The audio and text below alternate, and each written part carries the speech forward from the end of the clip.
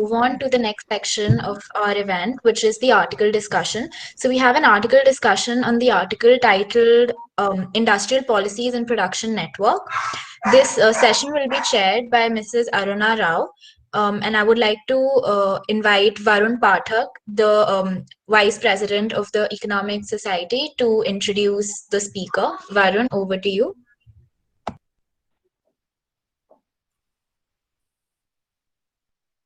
Good afternoon, everyone.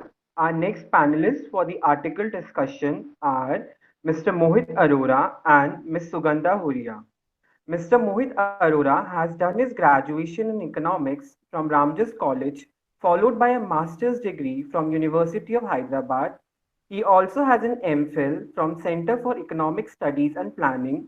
He is currently pursuing his PhD in economics at the University of Massachusetts, Amherst. Our next panelist is Ms. Sugandha Huria, who has done her graduation in economics from Hansraj College, followed by a master's degree from JNU. She also has an MPhil from JNU in International Trade and Development. She is currently a research scholar at Center for International Trade and Development. Also, she is the current faculty member of our economics department. I would like to invite Mrs. Aruna Rao ma'am to chair this session. Okay, thank you, Varun. Yeah, the title of the article has already been mentioned. It's Industrial Policies in Production Networks. This article has been written by Professor Ernest Liu. And just to tell you a little about him, he is an assistant professor of economics at the Bendheim Center for Finance in Princeton's Department of Economics. And his research interests are in finance, growth, and macro development. Previously, he was a postdoctoral research associate in the Julius Rabinowitz Center for Public Policy and Finance at the Princeton School of Public and International Affairs and at the Simpson Center at the Economics Department. He studies the implications of weak financial institutions for economic growth, allocation of resources, and economic development.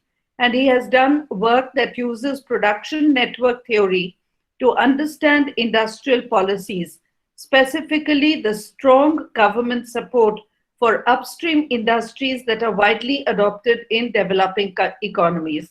And this is what the current article is dealing with.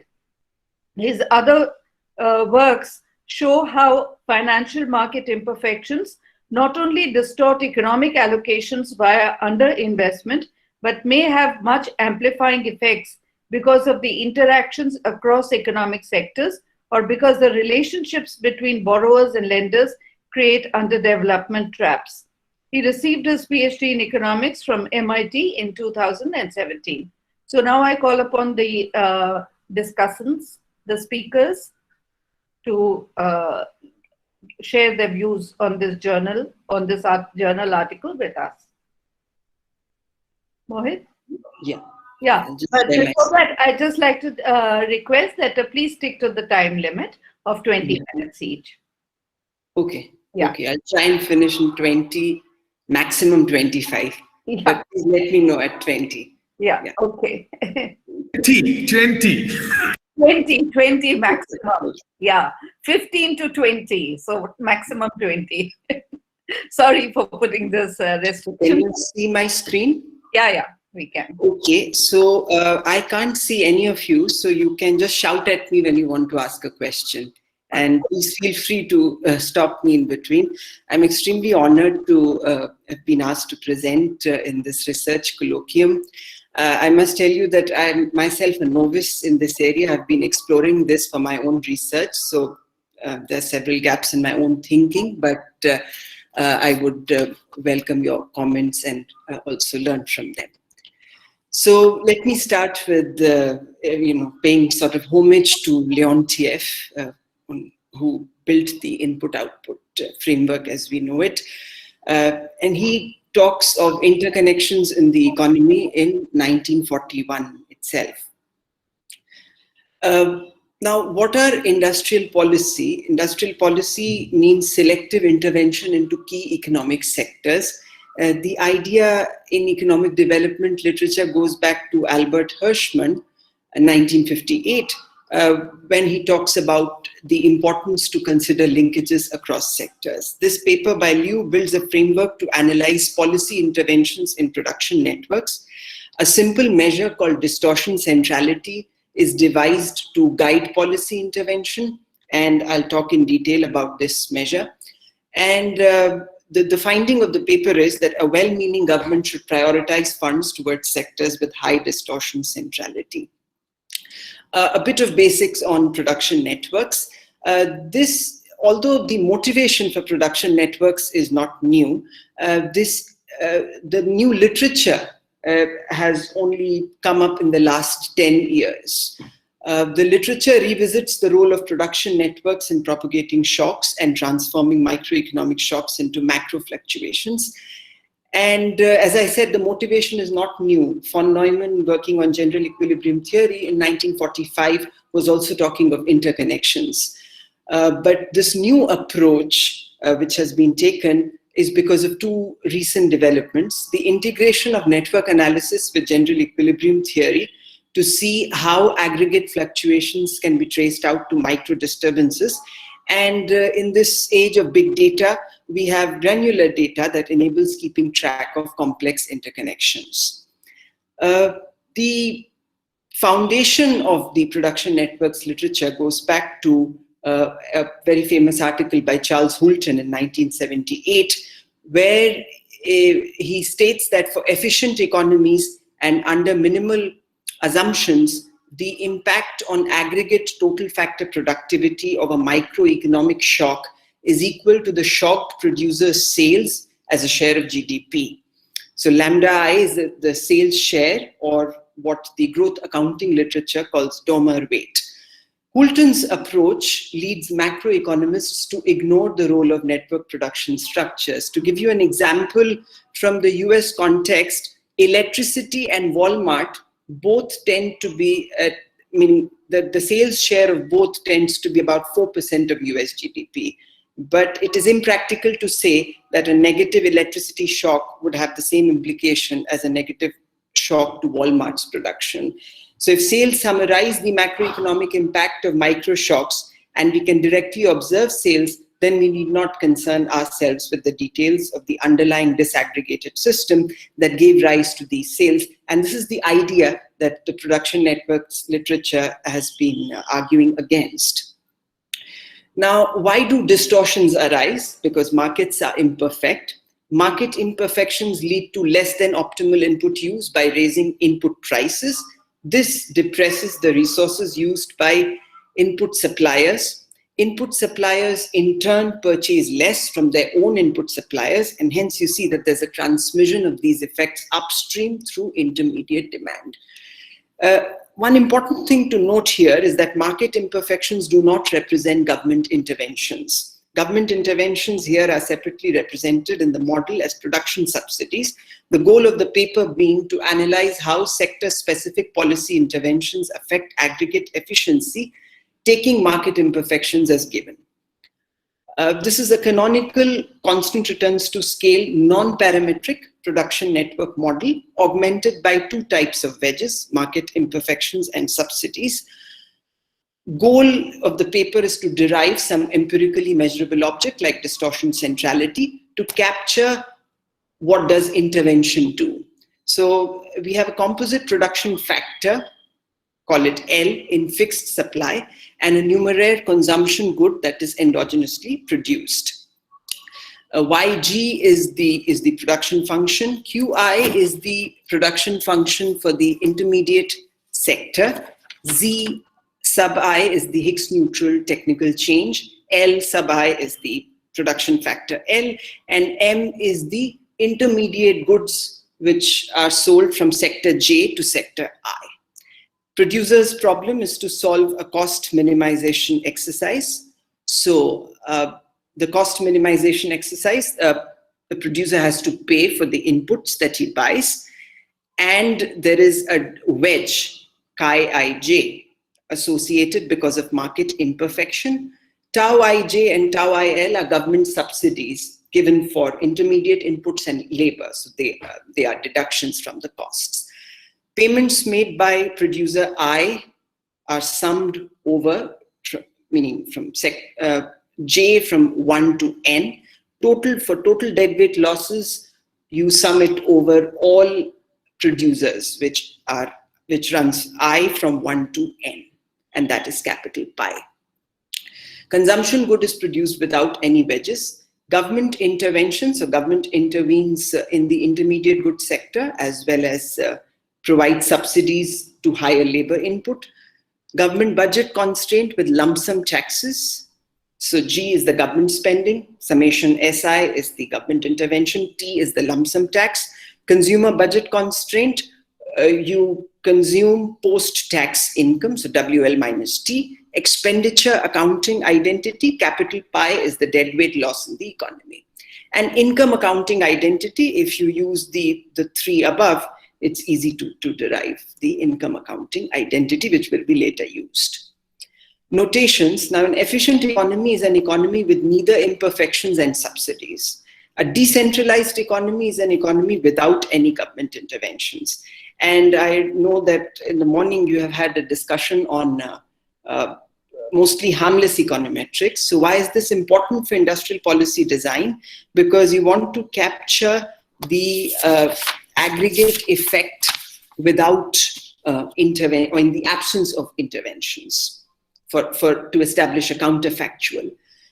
The summation matrix is an n cross n matrix of equilibrium production elasticities, and omega is an n cross n matrix of equilibrium intermediate expenditure shares. Going back to intermediate micro theory, in a Cobb-Douglas production function, these two are equal and it can be shown easily. The relation between expenditure shares and elasticities is given by this. Chi is the market imperfection, tau is the subsidy, Ij is for the intermediate input, the relation between intermediate input and the sector, and the second one here is for the labor input because subsidies received here. There's no market imperfection in the labor input case. Now, influence is the n cross 1 vector of sectoral influence, and in the vector format, this is how it's written. Beta is the n cross 1 expenditure share for producing the consumption good. And here I would ask you to believe me on face value. The Domer weight in vector form can be formally derived is this. Now, in an efficient economy, the denominator here is 1. So if you have equilibrium production elasticities and intermediate expenditure shares same, in which case summation and omega will be same, then your influence and Domer weight will be equal. And that will be the case when you don't have market imperfections. Distortion centrality is the ratio between the two, sectoral influence and Domer weight. Influence is a local notion of importance and optimal sectoral size. Domer weight is, in some sense, giving you an estimate of cost. It's the value of production resources in each sector relative to total factor income.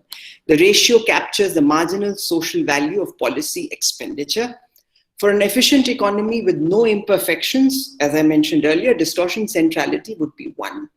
With market imperfections, distortion centrality averages to 1 across sectors, and hence uniformly promoting all sectors does not produce any aggregate gains. So effective interventions are those that disproportionately allocate policy funds to sectors with high distortion centrality. Now, how do you use it for policy design? The objects which I mentioned in the notation slide are actually reduced form. They are defined with respect to equilibrium allocation and are not policy invariant. Now, we use the income accounting identity, which is this, y is equal to WL minus summation SI. The solution is to analyze the policy impact on output through analyzing the policy impact on prices. And it's nothing but using the envelope theorem. The policy response of prices can always be summarized by reduced form objects measured from the equilibrium before the policy change. This is possible because producers engage in cost minimization, and according to envelope theorem, policy-induced changes in production elasticities have only second-order effects on prices. Now, I am not going to provide a formal proof of these, but I'll just build some intuition. So effect of interventions on factor income and output. D log WL, since L is exogenous, can also be written as D log W. ZI is the input augmenting productivity shock, in this case, the subsidy given by the government. And this is equal to the influence, which was the numerator in the distortion centrality. The intuition is that influence is a sufficient statistic for how factor income responds to subsidies. And I minus summation inverse, this is the Leontief inverse. Production elasticity, so this was the production elasticity, N cross N matrix, captures how changes in one price affect another, and mu prime summarizes general equilibrium effects of the shock on the factor price W through the Leontief inverse. Now, the second one, it then says, okay, now you have from, there is a shock, which is subsidy, government intervention, that leads to a change in factor income. How do you then go to, remember the question we asked was, how does aggregate output change? So subsidies raise factor income akin to input augmenting productivity shocks, and mu I is the influence mentioned here. But subsidies also cost the government resources. So you subtract the Domer weight.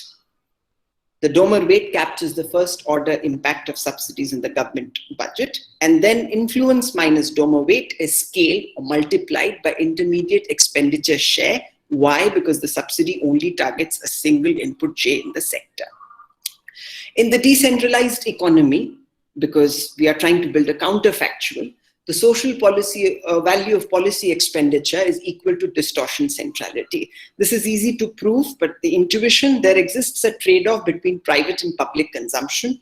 Public consumption comes in as subsidies when you hold the lump sum tax T constant. Subsidies raise private income and hence raise private consumption. To finance the subsidy, the government cuts back public consumption to balance its budget. Distortion centrality in the indifference curve lingo is the marginal rate of transformation between private and public consumption. Hence, a benevolent planner should prioritize subsidies to sectors with high distortion centrality. Now, just to give you an example of what I've said in mathematical terms, a vertical production network with 3 intermediate sectors. So here, number 1 is the upstream sector that is produced linearly from the factor input, as you can see from the production function. Midstream good 2 is produced from the factor and good 1. So M21. So 2 is I, which is the midstream sector, and 1 is the sector J, which is the sector from which it procures its inputs. The downstream good directly transforms into the consumption good. And there is no wedge associated with that good, which is no market imperfection. As you can see, Yg equals Y3.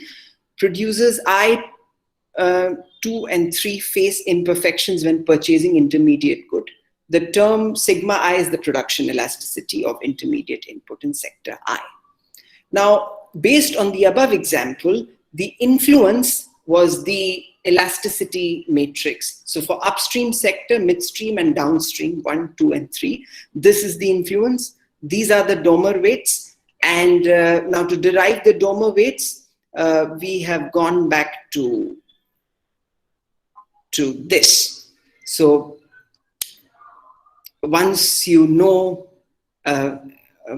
sigma, you can use this to derive the Domer weight.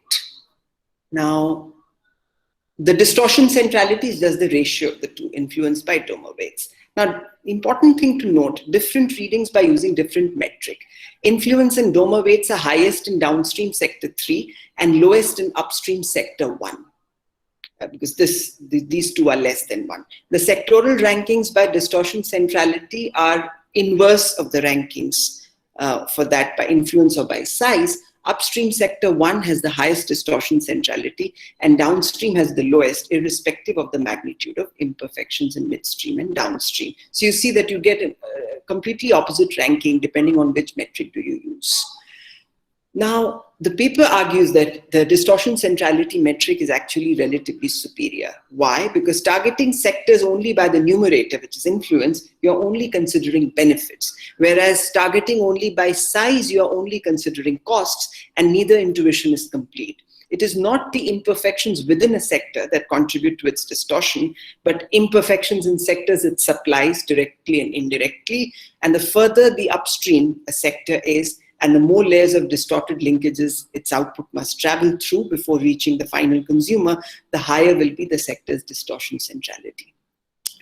This formula is used to apply or bring distortion centrality to real world cases. So distortion centrality till now was theoretically a non-parametric sufficient statistic which was theoretically derived. Now, how do you take it to real world data? So you look at distortion centrality and connect it to network structures. And the network structures are the national IO tables, the input-output tables. Theta ij is the fraction of good j sold to buyer I, and it captures the importance of sector I as a buyer of good j. This will form the input-output demand matrix. Theta j subscript f captures the importance of consumer demand for intermediate good j. Imperfections 1 plus chi ij depress demand for good j and contribute to j's distortion centrality. The effect is magnified by the distortion centrality of sector I, and then you weight it by the importance of the demand relationship. And as I said, there are cascading effects in the network. So the distortion centrality of sector J, which is the input supplying sector, then travels through J's input demand, and you go back and contributes to the distortion centrality of J's suppliers further upstream. You also have a proportionality scalar to ensure distortion centrality averages to 1 across sectors. Now, the paper then goes into, meaning applying the formula of distortion centrality to real world data, it talks of something called hierarchical networks. Now, first thing is that we need an estimate of market imperfections. And although no strategy can reveal all market imperfections, the paper has used several strategies of other papers like Rajan and Zingales, who have computed financial frictions and other market imperfections for economies. Now, the use of hierarchical networks comes in handy here. Now, this is not a very tight definition formally, but be that as it may, hierarchical networks are those in which distortion centrality tends to be stable across varying distributions of market imperfections. I'll soon show you a picture so that it becomes super clear. Intuitively, a production network is hierarchical if a sectoral ordering exists so that higher ranked sectors supply a disproportionate share of their output to other higher ranked sectors. So upstream sectors supply more output to other upstream sectors. This can be visualized as sparse entries in the bottom left and dense entries as you go in the below the diagonal. So this is the input supplying industries, upstream sectors, input using industries or the downstream stream sector. Okay. Yeah. Keep an eye on the clock. Yeah. I think I've crossed 23 minutes. So yeah. I'll quickly wrap. Sorry to interrupt you, but just keep an eye on the clock. Yeah. Thank you. Okay. So now the story then is applied to in the real world case to two major industrial superpowers in the 20th century. And I only discuss South Korea's case. The other case he discusses is modern China. So the case of South Korea in the 1970s, now this is officially known that between 1973 and 79, South Korea had a heavy chemical industry drive, HCI, where the program promoted 6 broad sectors, something akin to the impetus on industrialization in the second 5-year plan in India. Now, firms that operated in the promoted sectors received very favorable policy incentives, and some of them are today's largest South Korean conglomerates like POSCO and Hyundai. So this was the input-output demand matrix of South Korea. And as you can see, following the definition of hierarchical network, as I've given a couple of slides before, the input-output demand matrix does look hierarchical. The explanation, the downstream sectors purchase heavily from upstream ones, but the reverse is not true, as the matrix has dense entries below the diagonal and spurs above. The matrix is hierarchical. The bottom left area is sparse, but gets denser as you move towards the diagonal, indicating that upstream inputs are used more heavily by relatively upstream producers than by downstream producers. Now, this is the most interesting. So this paper develops a theoretical statistic called distortion centrality, and that statistic predicts government intervention in South Korea. This is taken from 1970 national input-output data from South Korea, and the HCI drive was between 1973 and 79. So clearly, if you, and 10% is the market imperfection. So before using other related literature to study market imperfections, they base market imperfections as 10%. And you see that the top 10 are all sectors which you would classify as upstream, or the input supplying sectors, and the bottom 10 are sectors which are mostly downstream. Some of them are fast-moving consumer goods. And for all the top 10, the distortion centrality was found to be greater than 1. So this exactly predicts what the government actually did between 73 and 79. And so this area is dense. HCI sectors supply strongly to non-targeted sectors, and this is sparse. HCI sectors demand few inputs from non-targeted sectors. The darkened cells show that the corresponding input using sectors were targeted by the HCI drive. And the input-output data here strikingly demonstrates that the HCI sectors are upstream. All darkened cells appear at the top left of the figure, indicating that promoted sectors rank highly according to the benchmark measure of distortion centrality. And the top right area is sparse. HCI sectors demand few inputs from non-targeted sectors. Now, what do we gain from this? So this paper takes a different route to study industrial policy, and I'll in brief go back to what you might have discussed in the discussion of Mostly Harmless today morning. A lot of other papers in this area have been doing something called place-based policy. China's intervention in shipbuilding, looking at very granular micro data and aiming to evaluate endogenously targeted policies, but establishing a clean counterfactual is tricky in these contexts. In the Rubin's causal framework, it is clear that industrial policy more often than not tends to be endogenous, because meaning the reason some sectors are chosen is also because there you need government intervention more. The microeconomic analog would be that only those patients tend to go to hospitals more who need treatment more. So there is an inherent selection bias. And this is a problem in general with macroeconomics and causality. And this paper offers, in some sense, a contrast. So in the literature where you do diff-in-diff, regression discontinuity, and other causal inference techniques, you are actually looking at the macro, as it were, using a microscope. And here you are looking at the sky of macro with a telescope, because you're evaluating the general equilibrium consequences of sectoral targeting. Which is better? I think the jury is still out on that. Now, two excellent references on this.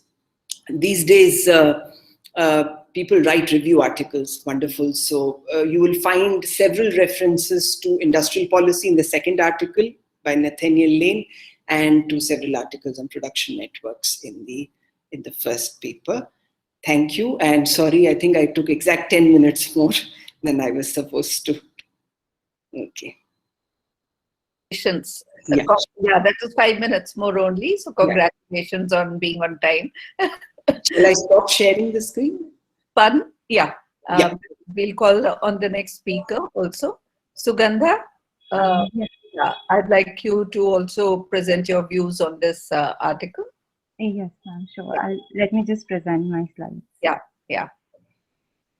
Thank you, Mohit, once again. Okay, I hope you can see my slides. Yeah, we can.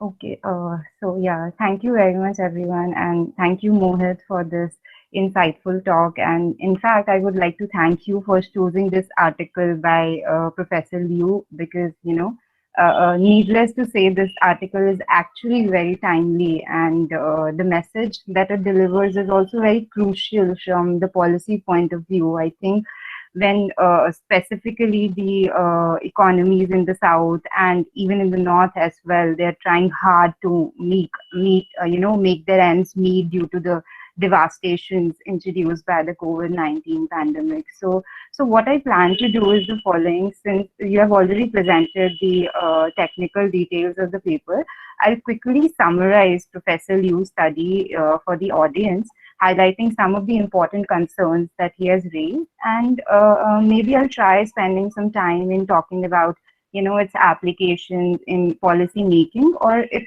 overall connection with the trade theory literature. So yeah, so here's a quick recap of what you just said. So the main question that Professor Liu is trying to address is how to actually, conduct industrial policies in a developing economy so as to ensure maximum welfare for their society. Now, as all of us know, this question regarding the link between type of industrial policies and the extent to which they actually contribute towards economic growth and development of any nation is actually not new, right? In fact, this has always been at the forefront of various policy debates, more specifically in the underdeveloped economies or emerging market economies, or even I would say during early stages of some of the now advanced economies. So basically, given their resource constraints, what these economies do, they usually, selectively promote their sectors by adopting specific industrial policies from time to time.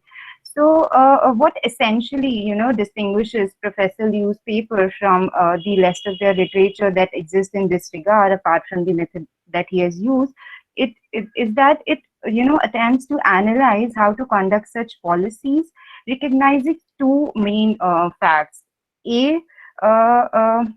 That there exist strong interlinkages between industries, that is, various industries buy inputs from various other industries or even supply inputs and even supply the products to other midstream or downstream sectors. And why it is important to consider these linkages, that's because if any government, chooses to subsidize one sector to promote its economic activity, then of course that will have a ripple effect throughout the production network, and hence will, potentially affect all other sectors that are connected to the main sector under consideration. So just to give you an example, so for instance, if you consider any reform in, let's say, steel industry, that can very well create some positive effects for the automobile industry too. Okay, so this is the first fact. And what about the second fact? So he actually recognizes the fact that, none of the real world markets is actually perfect. And this case of perfect markets, as we often, model in our standard economic theories, only provide an ideal yardstick to evaluate the efficiency of these existing systems, which often fail to meet the stringent competitive conditions, I would say. So here in line with this study, we are, not only concerned with, I would say, product market imperfections, that is when we talk about the role of, say, oligopolistic markets, but factor market distortions too, which, often disrupt the optimal allocation of resources across different sectors in an economy, and hence lead to inefficient market outcomes. And what's the other issue here? The other issue is that given the strong interdependence between different sectors of an economy, these distortionary effects that arise because of these imperfections, they also compound through the so-called input-output linkages.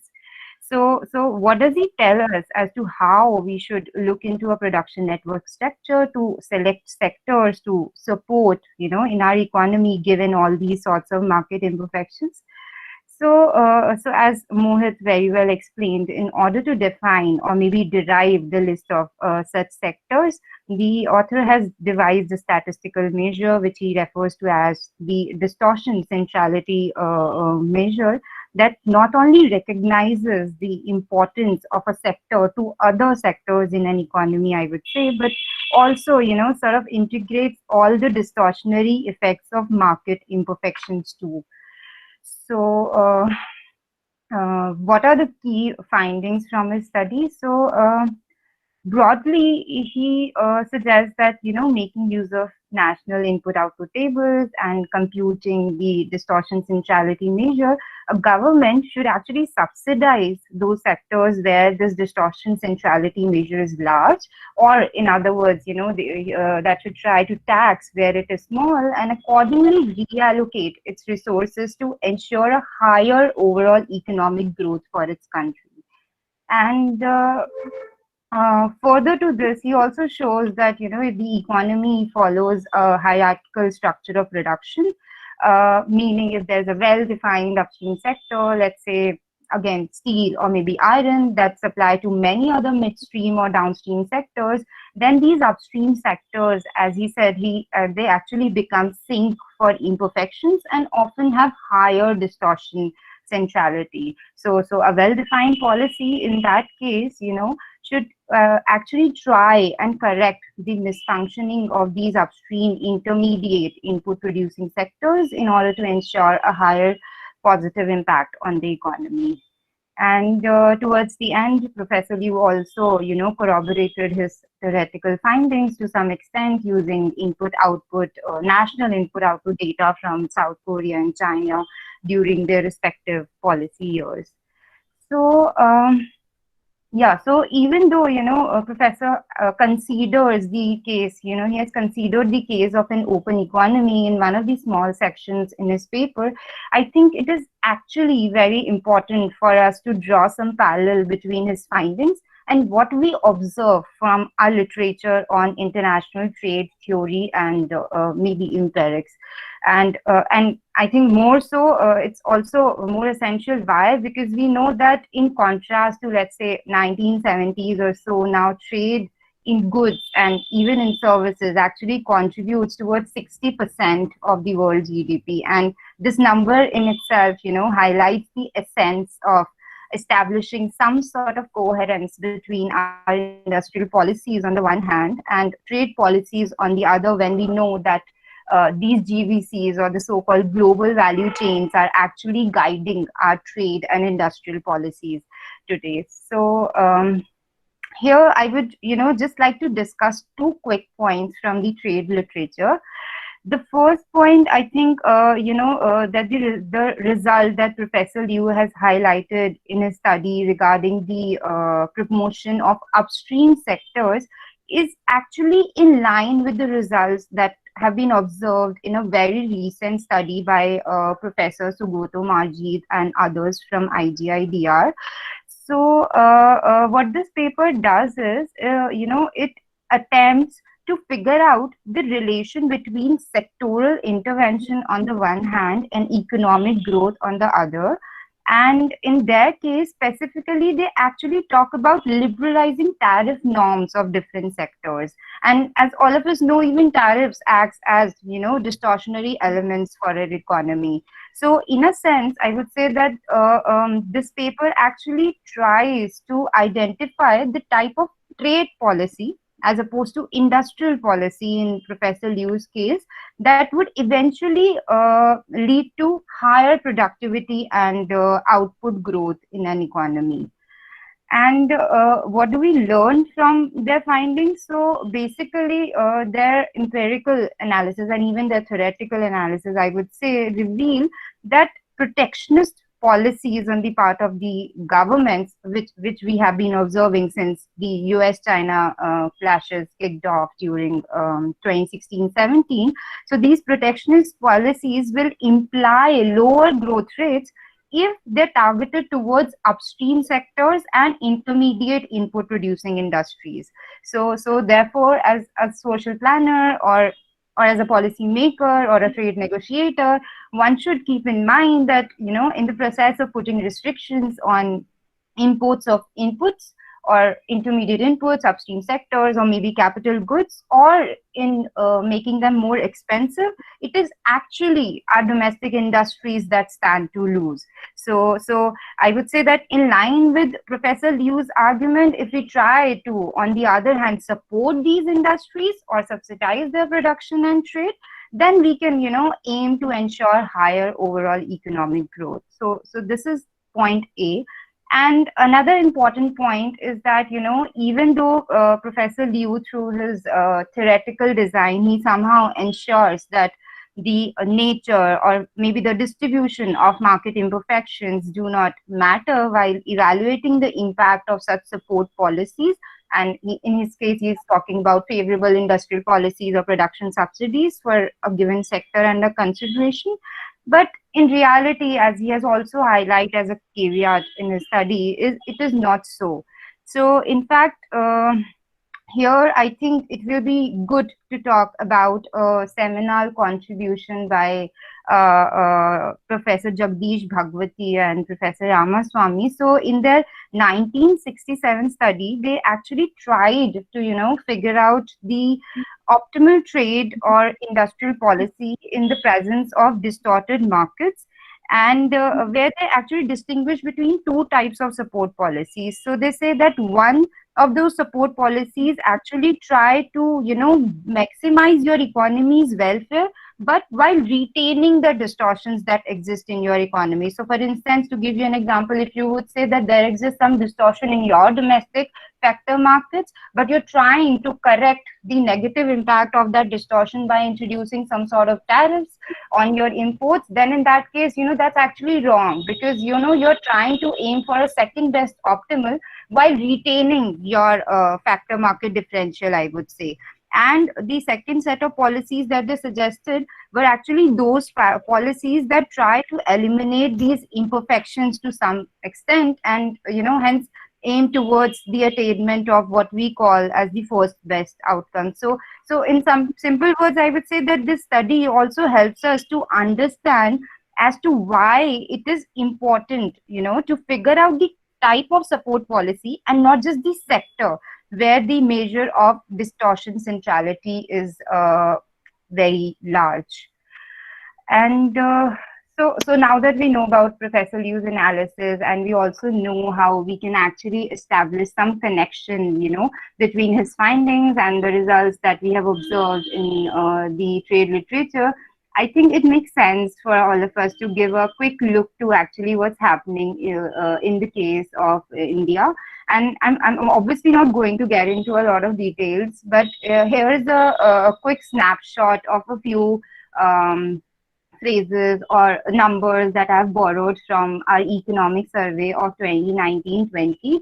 So this survey, it stresses on the point which says that since the US-China trade war is actually, causing major adjustments in global value chains, and companies are somehow trying to, look for alternative locations. And here I'm obviously talking about the multinational companies. They're now looking for alternative locations for their operations.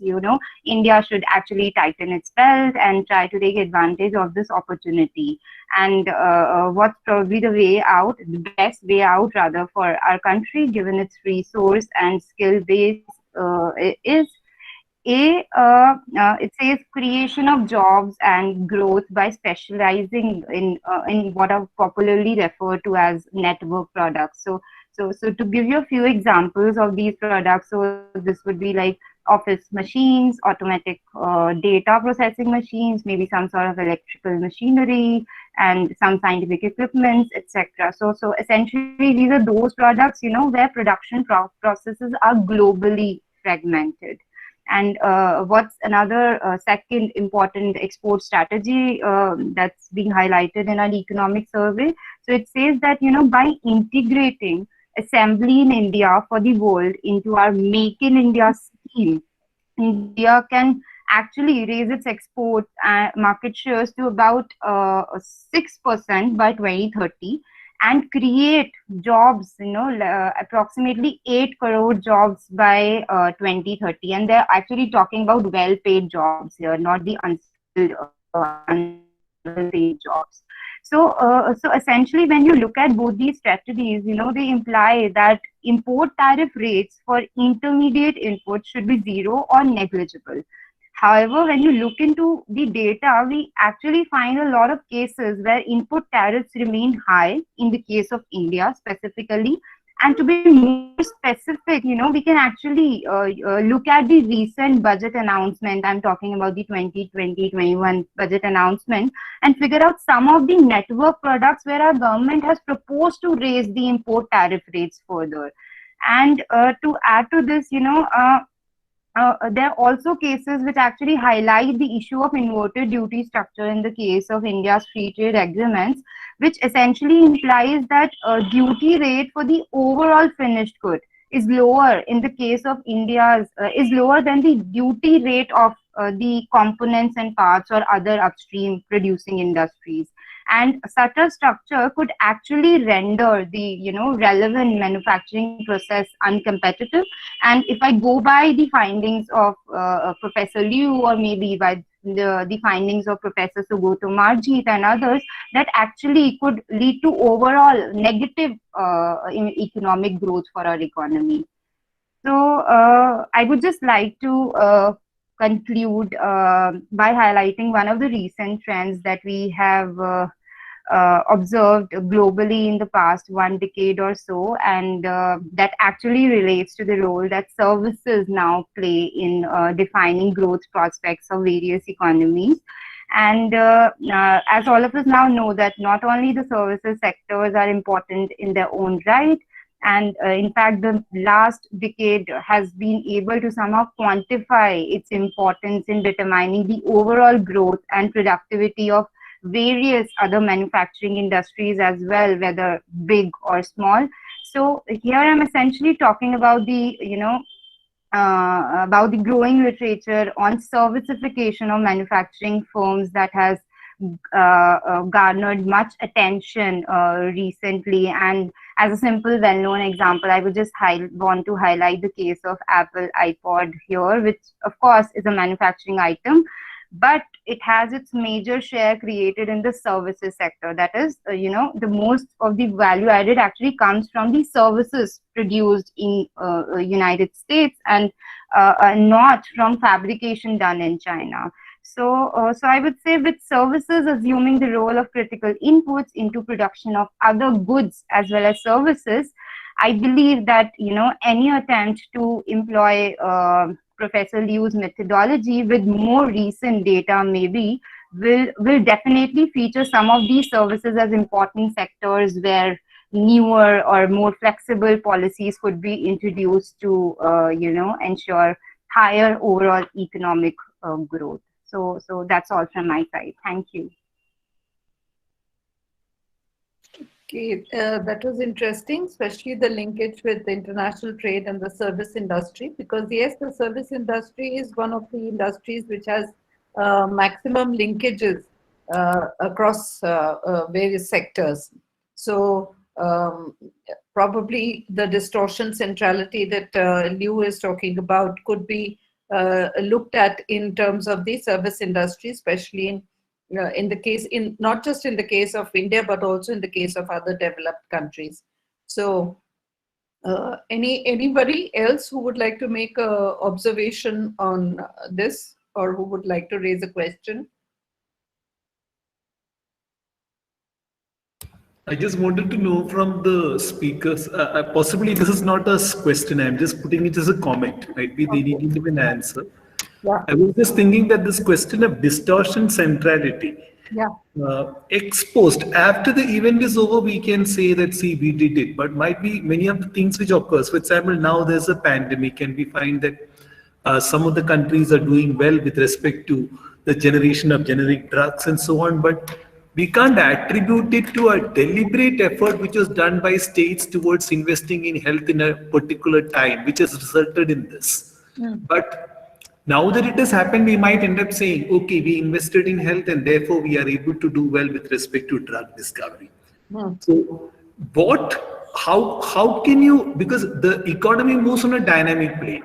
So distortion centrality, how can one dynamically think in terms of distortion centrality? Because with every technological change, there's of course this sector in which the distortion centrality would be high, would always keep moving. So I do not know how Liu is dealing with it. Is Yeah. the only sort of a comment I mean, from the little that I read of the article, I mean, it was just a cursory glance. I think he does talk about ex ante and ex post effects. Mohit, maybe you will be able to comment more on this. Yeah, so I think I've mentioned this briefly in the presentation. So what he's doing is he knows ex post that industrial policy in South Korea flourished in the heavy and chemical industry between 1973 and 79, right? That is given. So then he looks at national input-output data of 1970, which is before that policy was kicked in. Yeah. And the table I showed gives the sectors, reports the distortion centrality for sectors in 1970. Okay. So those sectors which had high distortion centrality were actually promoted between 1973 and 79. And for China, I think he uses 2007 input-output data. So that would be ex ante picture. Yeah, so you look at distortion centrality ex ante. Yeah. Because he's also trying to, there's some discussion in the article about building a counterfactual. Yeah. All the results are based on a decentralized economy. Assume there was no intervention in the economy. Yeah, absolutely. That's another thing that he talks about, an absolutely decentralized economy, and then he talks about the distortions and the interventions by the government, right? Yes. Yeah. Okay. Anybody else would like to make a comment? No? Okay, so thank you both the speakers, Mohit as well as Sugandha, for discussing this article and for making it simpler to understand, because the article is, I think, about 66 pages long or something and very mathematical. So giving an intuitive explanation for difficult mathematical concepts, I think, is the best way of getting more people involved in the reasoning process. So, of course, we proceed in the other way. We look at intuitive concepts and we make it very complicated, but which is probably what Dr. Liu has also tried to do. But I think the reverse is what is important, because unless a person can really understand intuitively what is happening, they will not be able to appreciate the model that has been built on that intuition. So thank you very much for your contributions. Thank you. Thank you for having me here. Yeah. Thank you. That was a really informative session. So with that, we come to the last session of our event, the second panel for the research presentations. The panel will be chaired by N. Kalidasamal ma'am, and I would now like to invite Barbie Tyagi, the Vice President of our Economics Association, to introduce the panelists. Barbie, over to you. Thank you, Sanya. Well, good afternoon all. In this last session, we'll be having two research presentations. First, we have a presentation on minimum wages compliance and household welfare, an analysis over 1,500 minimum wages by Kashif Mansoor. Mr. Kashif Mansoor has done his master's from Hyderabad Central University and MPhil from Center for Development Studies. Currently, he's a research scholar at Center for Development Studies and also a visiting fellow to Maynooth University in Ireland. As students of this college, we are very delighted to know that you have pursued your economics honors degree from our college. We welcome you, sir. The second presentation of the session is by Mr. Ankit Joshi from Sri Venkateswara College, who will be presenting on vulnerability to poverty in Delhi. Mr. Ankit Joshi has done his master's from Delhi School of Economics and was the recipient of Krishna Raj Prize. Welcome, sir. Now, may I request Mrs. Kaidasamal ma'am to kindly chair the session. Good afternoon, all. Am I audible? Am I audible? Yes. Yes, sir, we are audible. Good afternoon, and all. On behalf of Sri Venkateswara College, Department of Economics, I am very happy to chair this session related with this. It is completely related with the urbanization of the urbanization, and then what is that? The megacity, the poverty and all, and then basically the session is related with what I feel here. So this is a one related with the migration of the people, people from the place to place, and then it is it is about to give the inclusive idea about the urbanization of poverty. So here it is unavoidable one, in order to reach our destination, it is unavoidable one to pass these stages of migration, urbanization, and modernization and industrialization here. So here the poor thing is, nowadays, the economy is end up with some of the mega city, the poverty. There's the what is it? It is completely, completely. It is the one we have to, we have to think. It is a kind of, what is it? Give it off. It is how much I want to bear this poverty in order to reach my, the development, the stage of development. So this mega city or the urban poverty is unstoppable, and again it is unavoidable one also. So the given data, suppose we see about the informal sector or the unorganized, unorganized institutions. Why? Because the migrated people, the urbanization, where these people are located, where these people are accumulated, they are one way in another way. They are located in the unorganized, that is informal sectors. So these informal sectors are it is so pathetic to see how these people are located in this informal sector. They are all completely neglected from these social security measures. So because of this social security measures, these people are again and again coming under the vulnerability of the vicious circle of poverty again and again. So here we want to stop. We want to stop these people, at least to protect these people from giving some basic, the basic social security measures.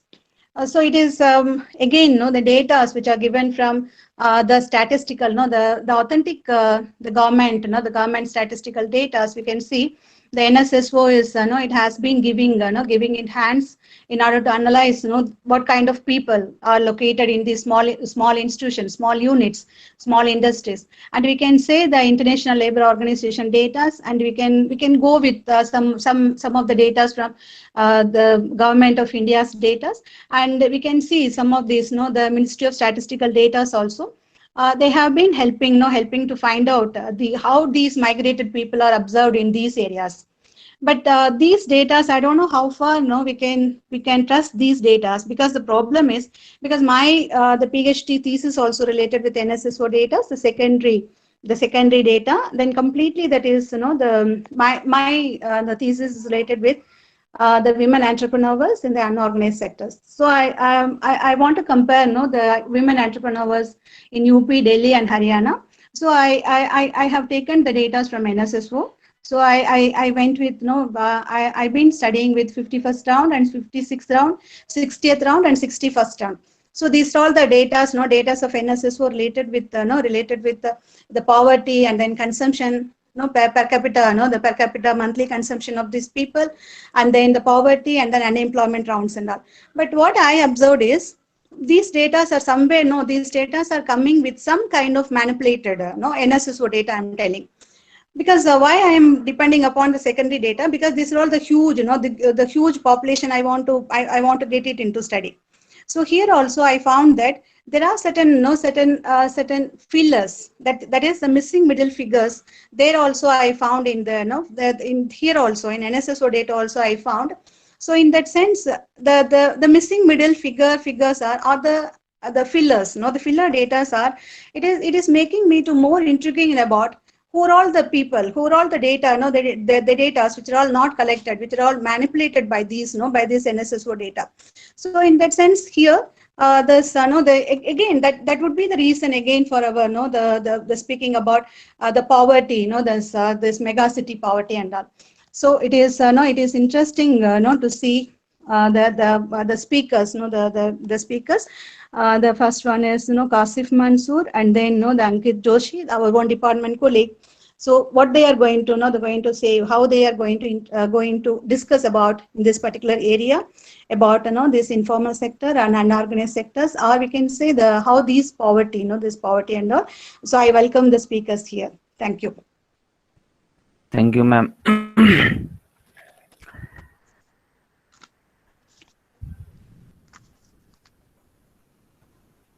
Is it visible? The screen. Yes, Yeah. yes. Yeah. Thank you so much, Department of Economics, Sri Venkateswara College. I'm very happy that I've been invited by KK sir.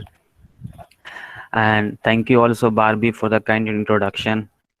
And I don't know whether Meenakshi ma'am remembers me or not, but yeah, I still remember her, and I have still I'm in great regards for Aruna ma'am and this Padma Shri ma'am.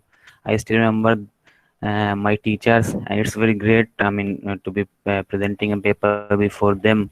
And yeah, so this is a paper that I'm trying to do with my professor Donald O'Neill, who is a professor of economics at Maynooth University in Ireland.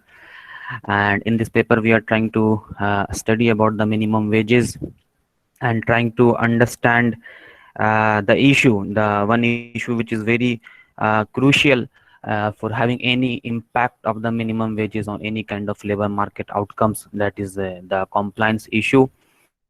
So this paper is built around two research questions, that is what is the extent of compliance with the minimum wage, and then we look upon the effects of minimum wage on the labor market outcomes like employment, wages, and also household consumption. I will just give a brief motivation to this study.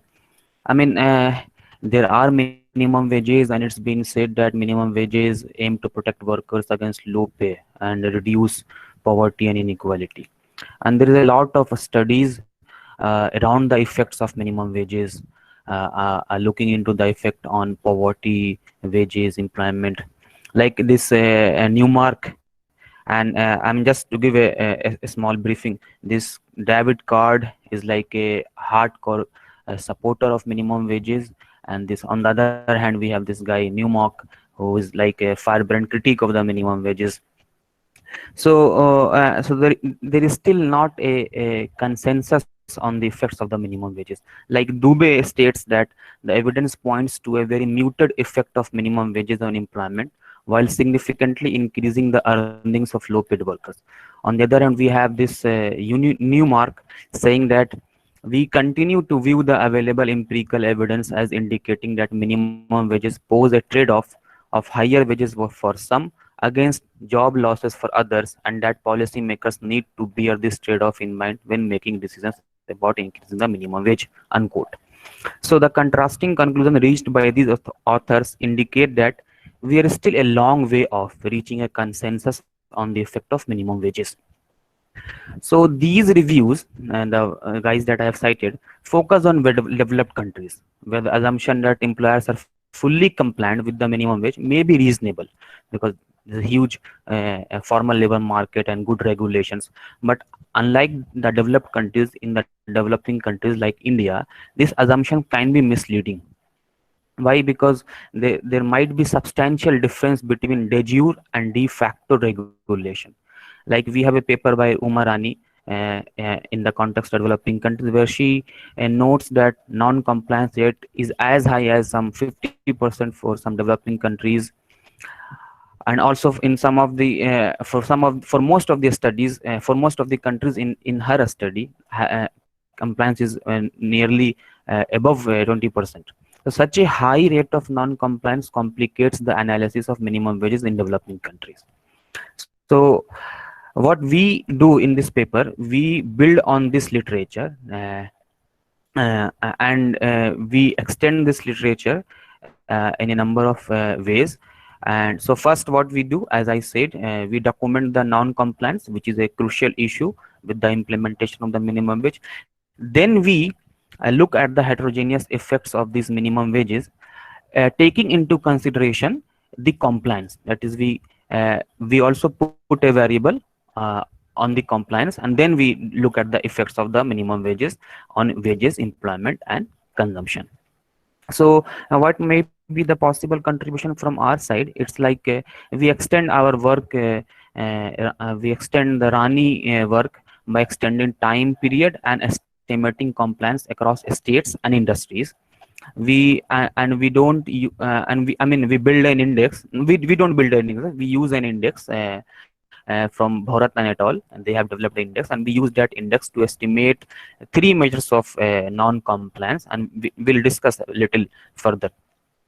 And much of the previous work in this area has tended to document the extent of non-compliance or its causes without examining its impact of poverty and employment. So we extend a step further and also examine the impact of minimum wage, taking into consideration the compliance. So specifically we are also extending the works like Menon and Rogers and Saundra Rajan, which are applicable to India. So we also extend their work. And in addition, we also study the minimum wage effects on household consumption.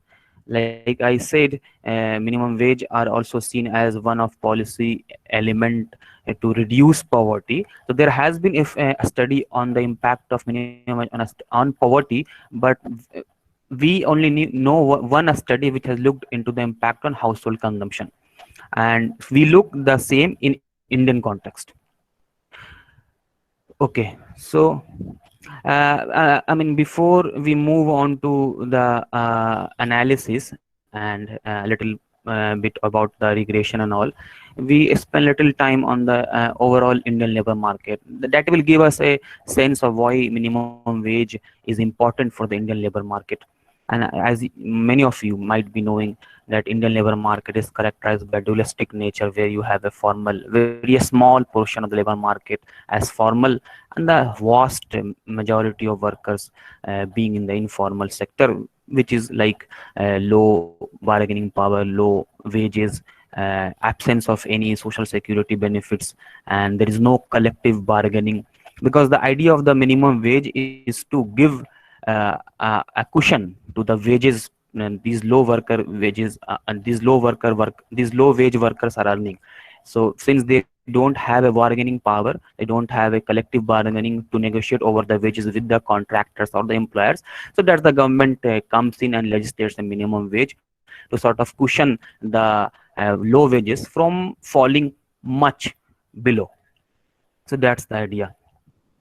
Now, in Indian labor market, more than 50% is wage employment, that is legal and casual, and this more than 50% minimum, more than 50% of workers are wage employment. So, it says that this minimum wage will be sort of a important tool to address the work deficits or the wage problems to these workers.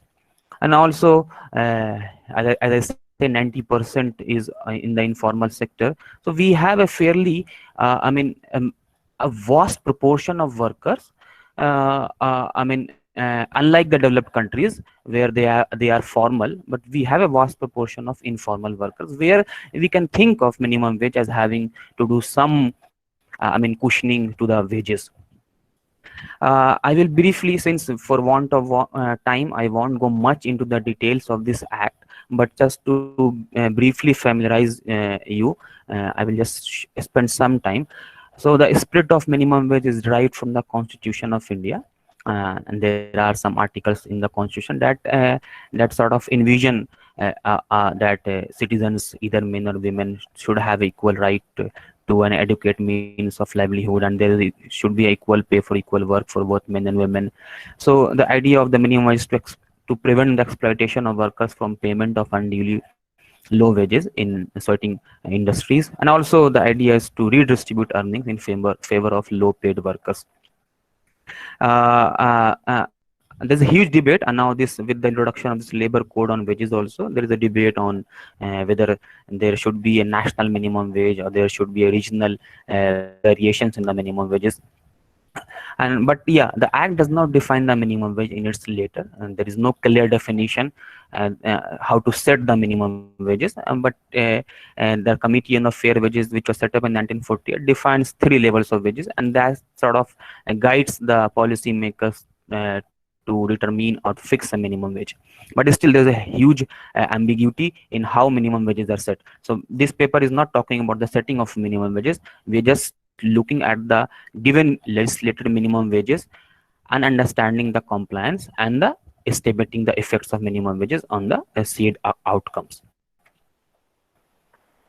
Okay, so this is just a quick, trying to give you a brief snapshot of the variations in the minimum wages. This slide, tells you the minimum wages set in broad three industries like agriculture, manufacturing, and construction from 1998 to 2011. If you can see, there's a hell lot of variations in the minimum wage rates across the states. Like in 2011, the agriculture minimum wage for Andhra Pradesh was 173 rupees, but whereas in Kerala it's 202. In the same way, in Odisha it's low, 92. It's very low.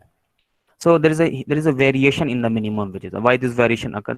That's interesting question to look. Also, similarly, there is a variation in the construction and the manufacturing. So there is a wide and heterogeneity in the minimum wages, and that's the part that we try to exploit in our paper. So what is our methodology? So we are using national sample survey, employment and unemployment rounds, and we are using 55th, 61st, and 64th, and 68th. Then we as part of my thesis, I have developed a unique minimum wage database by compiling the data from the annually published labor bureau reports. And these reports are not every report is electronically available. Some of the reports are in hard copies, so I have to get the hard copies and then build the data. And a lot of time has gone into the building this data, and that was the major part of my work also. So we made a minimum wage database, and then we merged this database with the NSSO, employment and unemployment. So regarding the first objective, how do we measure non-compliance? So we are measuring non-compliance using this index, which is developed by Bhorat and Kanpur and Mayat. And this index is like parallel to the FGT index on poverty index. So idea is the same here, where as you see, MWI is the minimum wage applicable for individual I, WI is the observed daily wage, and IA is an indicator variable taking the value 1. So when alpha is equal to 0, this gives you like head count ratio. In poverty index, we get this head count ratio of people living below the poverty line. Then when alpha is equal to 1, that accounts for the depth of non-compliance. And when is the alpha equal to 2, it's like severity index, severity of non-compliance. So these are different measures of non-compliance that we are able to capture using this index. And to my knowledge, this index has been used for the first time in the case of a study in India. Okay, so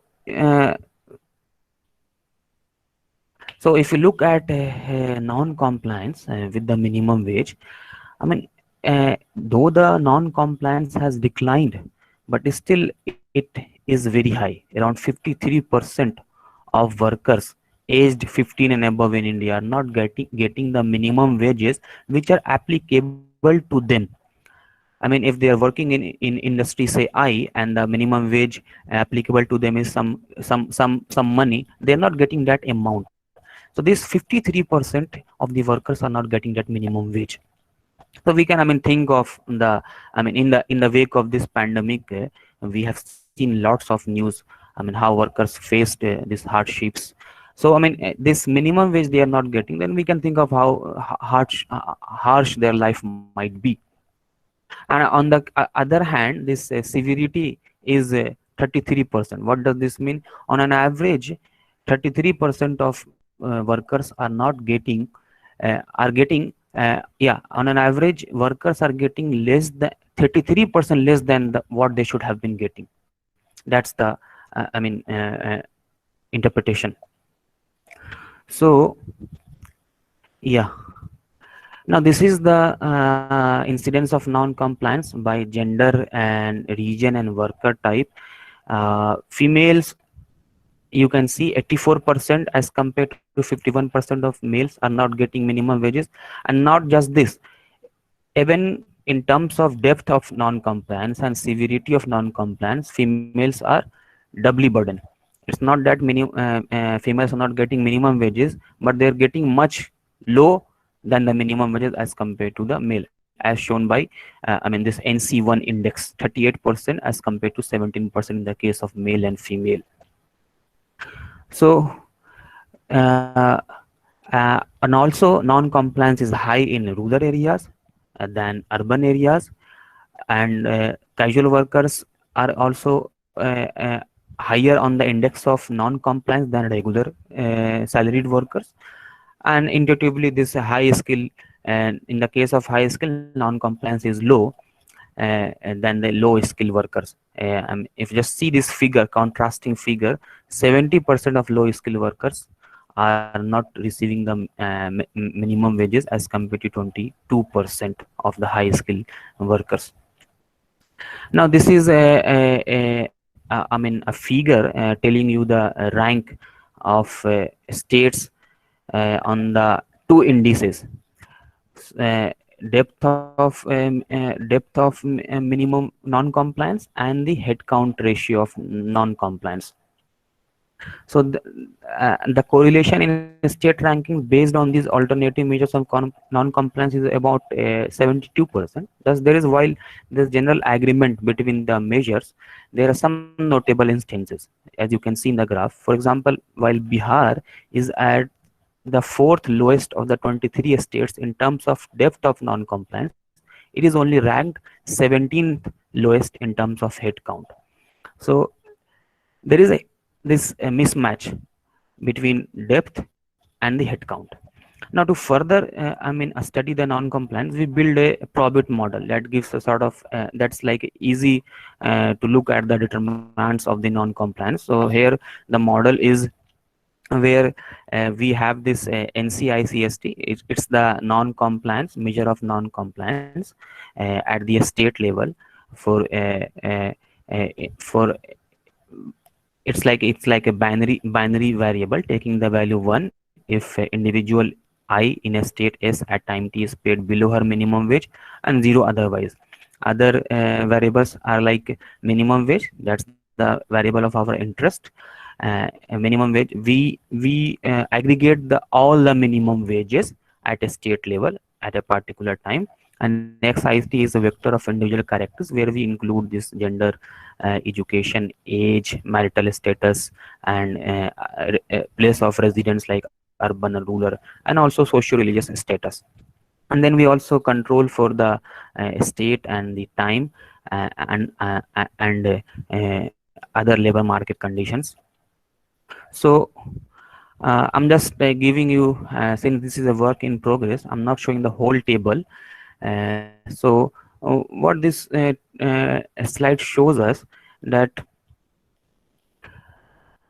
higher minimum wages are leading to higher non-compliance, and this is consistent with the theoretical prediction. As the minimum wages rise, your non-compliance will rise. But here casual workers are having higher non-compliance as compared to regular workers, and also females have also higher probability of getting higher being male workers. This is about determinants of non-compliance in the minimum wage. And also skilled workers are getting I mean their non-compliance is low as compared to the low skilled workers. So uh, uh, in nutshell what we can say that uh, in terms of non-compliance, female workers in India suffer a double blow. It's not just that they are getting uh, they are not getting minimum wages. Their depth of compliance is their depth of non-compliance is also higher than the male workers. Now this is the heterogeneity in the non-compliance, and we exploit this heterogeneity to look into the effects of minimum wage uh, on labor market outcomes. So we build a model where we regress minimum wage and non-compliance and their interaction. So we use the variation in minimum wages and non-compliance rates across states to identify their effect on wages, consumption, and work. And our variable of interest is this interaction term, where the interaction term allows the effect of minimum wage to differ across compliance regimes.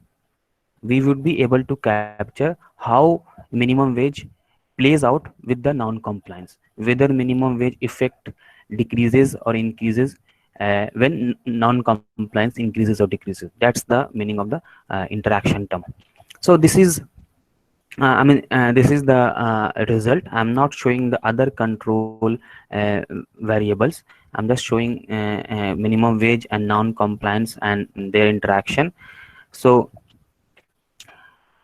we see that minimum wage has a positive significant effect on daily wages, and this is this is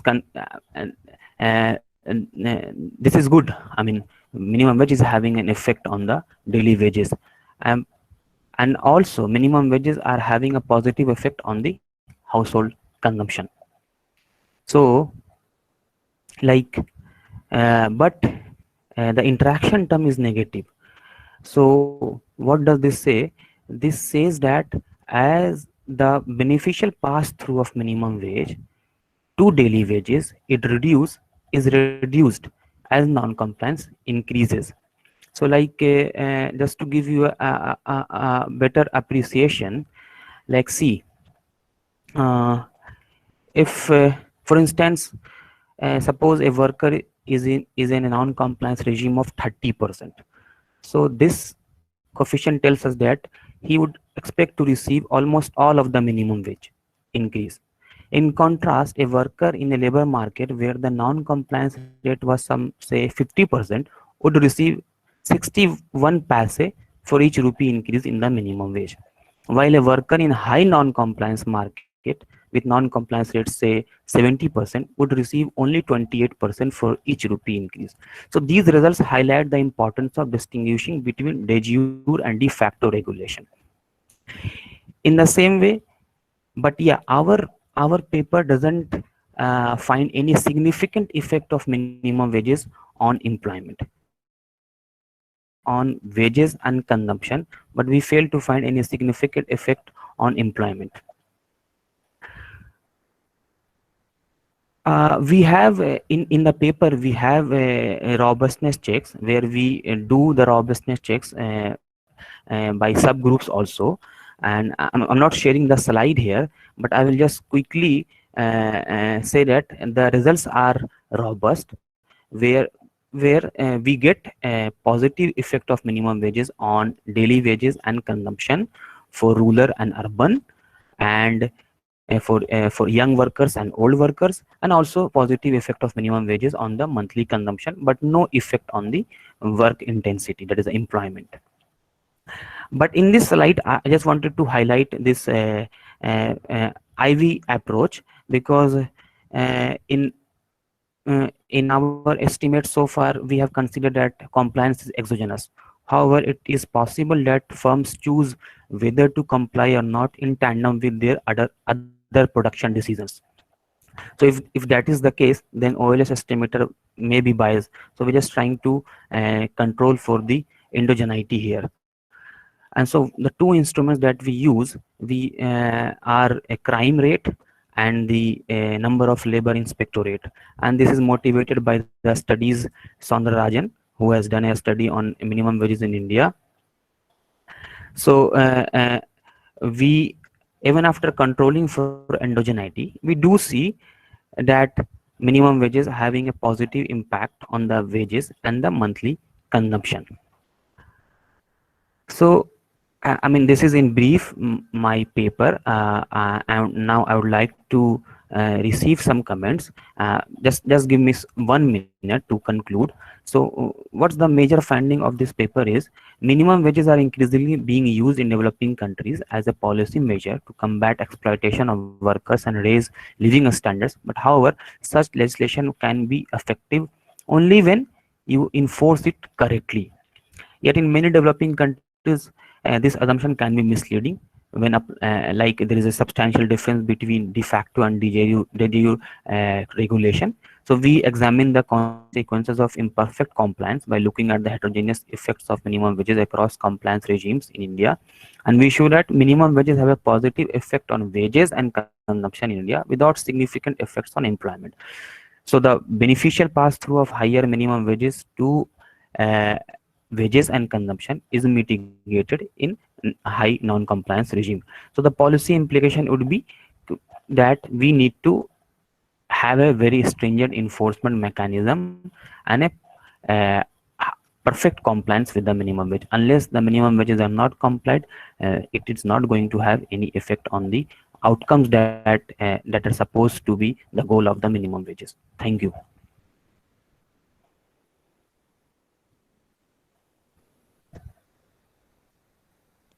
Thank you, Kasif. So it is a very insight the presentation you have given, and the model you developed and all. It is a very it is a new insight. It is a new eye opener to the to the policy makers, even the economists also. So you have clearly discussed about the discrimination in the minimum wages also. So how the female are getting the very minimum level of wages than the male. And then again, one more thing is, you just shown a slide related with the northeast, northeast countries, northeastern states. Whereas the northeastern states, as you know very well, which is a part of the India which always receiving, have been receiving very less minimum wages. So we don't know what is the reason behind that. But again, if you see the northeastern states, again Nagaland is the very worst. It is again it is coming under the very worst the part of the city in India where the people are not even having, because the minimum range of the wages itself it always it held with 100 and 120 rupees. So we don't know on what basis these things are happening, but it's a very nice it's very good talk. Thank you. If you have any questions, you please raise, class. The students you can ask. More than questions, I would welcome comments and Madam improvement. Jitesh, Jitesh, just a comment. Yeah, Kalitas, madam. yeah. So, yeah. So, Yeah. The comments also, yes, because you want to improve. So comments also we are yeah. welcome. So, Kashif, thank you for your very novel and insightful presentation. Yeah, on a very pertinent topic. Yeah, that is of quite relevance in the current scenario in the background of the COVID pandemic. These informal sector work going through so much hardships. So, question and a few questions. So, with regard that you showed us, Sir, your voice so is breaking, sir. if you Is it only me could go experiencing a breaks in your voice? back We are also to the experiencing the same thing. presentation It's not clear, Pritesh. a bit ahead. Yeah, keep going. So the it's what I have. Yeah. So okay, regarding the question, I just a few comments to make. So first of all, in addition to the minimum wages that the workers are getting from the informal sector work that they are engaging in, be it in construction or be it in any other sector, my first comment is there's this talk about a parallel to Narega in the urban environment. So there's talks about introduction of some alternate employment in the urban sector. If such an act is indeed passed, would that be beneficial to the story that you're talking about over here? I think, especially in the rural areas, there have been multiple studies which have shown that due to introduction of Narega, the rural wages have, especially in the agricultural sector, have gone up substantially, and hence there has been a positive impact on the consumption patterns in the rural households. So do you think there will be some positive impact of such a scheme which is introduced? Second, with regard to the compliance, I think you are talking about formal compliance, wherein there is strict enforcement of the current minimum wage rules that are introduced by the government, and whether some other alternative modes of compliance, be it through labor unions or through other non-governmental organizations which are actively capturing the non-compliance among various companies and making them public such that there is some sort of public pressure, would that also be beneficial? So these are the two comments that I had. Ma'am, can I ask a question, ma'am? Yeah, please, Krishna. Kashif, my question is, you have drawn attention towards this heterogeneity of minimum wages across Indian states. Yeah. But to what extent is this heterogeneity of minimum wages linked to the productivity differences across states? And number two, is this, when we discount for that, is the minimum wage reasonable? Because sometimes we can say that the minimum wage of Orissa is lower compared to the minimum wage of Punjab. But might be the minimum wage would be lower in those states where the productivity is also reasonably lower.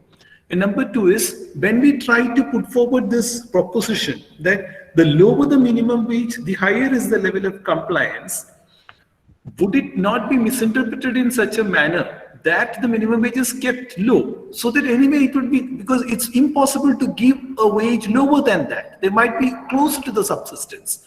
So how do you look at, because it would have a consequence in the other side, because this sort of an approach which says that the interactive term between minimum wages and compliance, that shows a negative sign.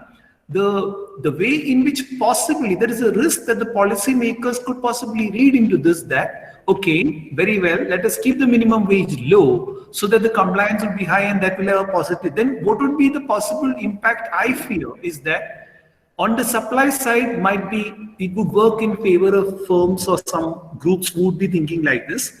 But on the demand side, this could very well create a deflationary environment, because this wages is what actually adds to the demand of the system also.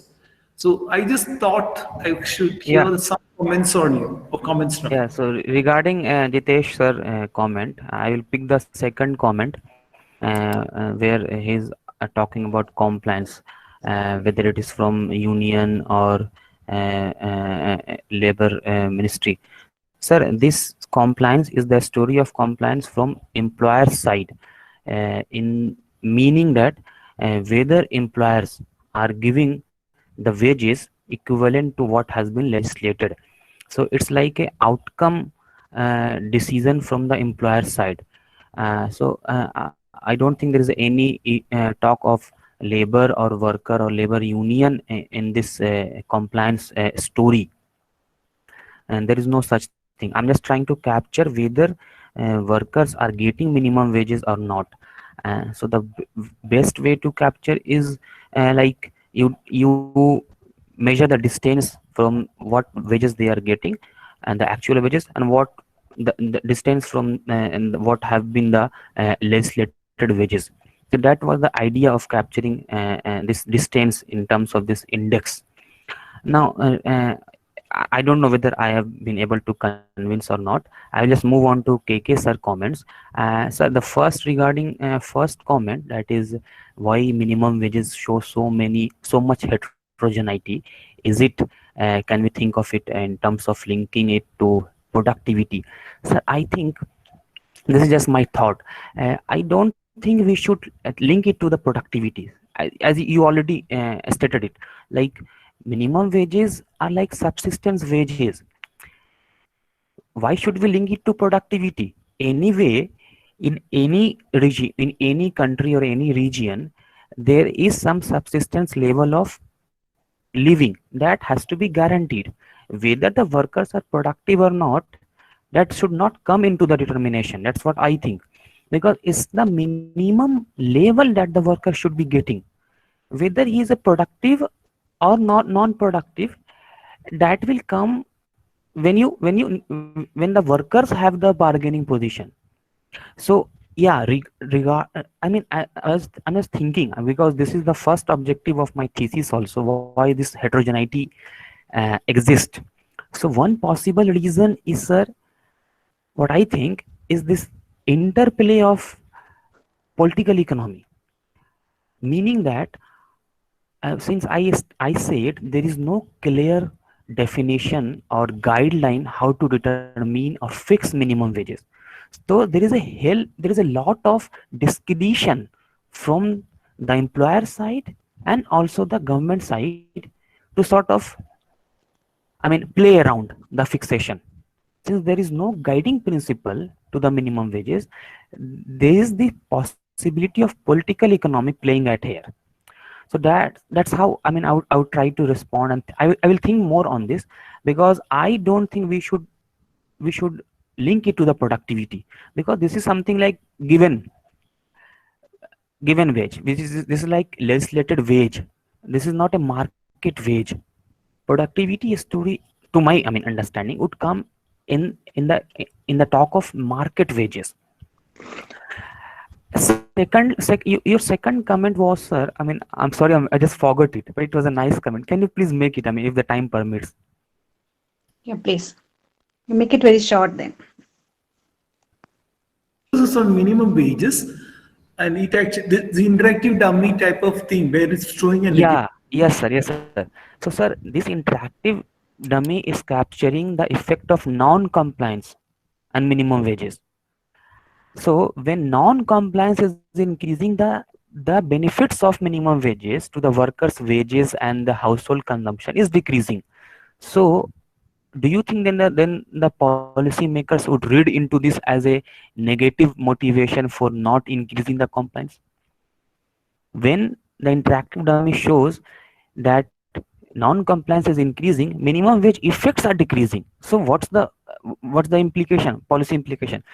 That the minimum wage should be complied properly. There should be more investment in terms of increasing the enforcement of the minimum wages and regulating the minimum wages. That's the story I think that's coming out from from our paper.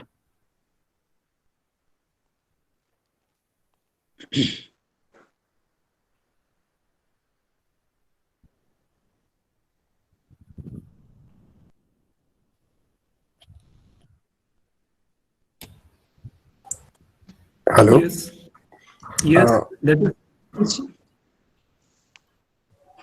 Yeah. So if I could have a quick counter question. So Kashyap, my point was that if you have, robust labor unions in a particular state, or if the state government is very pro poor, Labor. then there might be some heterogeneity across states with regard to, let's say if in Kerala, labor unions are much more stronger than, let's say, in Rajasthan, then the workers in Kerala should be getting a higher wage, and that should be a point that policymakers should take note of. So higher the labor union intensity, higher should be the compliance, and that's what we see in the data also in the compliance measure. We see that in Kerala non-compliance is low, as compared to Bihar and this Maharashtra, Rajasthan.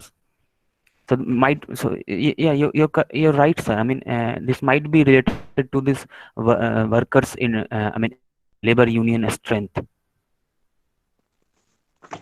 So if you can somehow capture this effect and include that in the model, I think that could be a positive improvement, and according to me.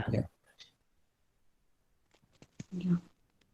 Thank you, Kasif. Thank The you, ma'am. labor is yeah, it's a very good, no, very good paper you have presented. Because the labor is always coming under a concurrent, concurrent subject. So it is in between, state and central government. And again, there are a lot many things, we need to do in the rationalization and specialization in the simplification of labor laws and all. So it is one where we can't make a single frame structure to the whole economy, but it's very good, very good presentation. It's nice. Can I call the second speaker? Then, if it is it would be better if you fix your timings with between 15 to 20 minutes. Ankit? Yes, ma'am. Yeah, please, Ankit. Good afternoon, everyone.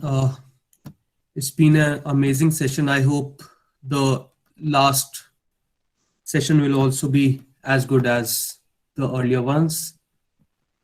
Just give me a second.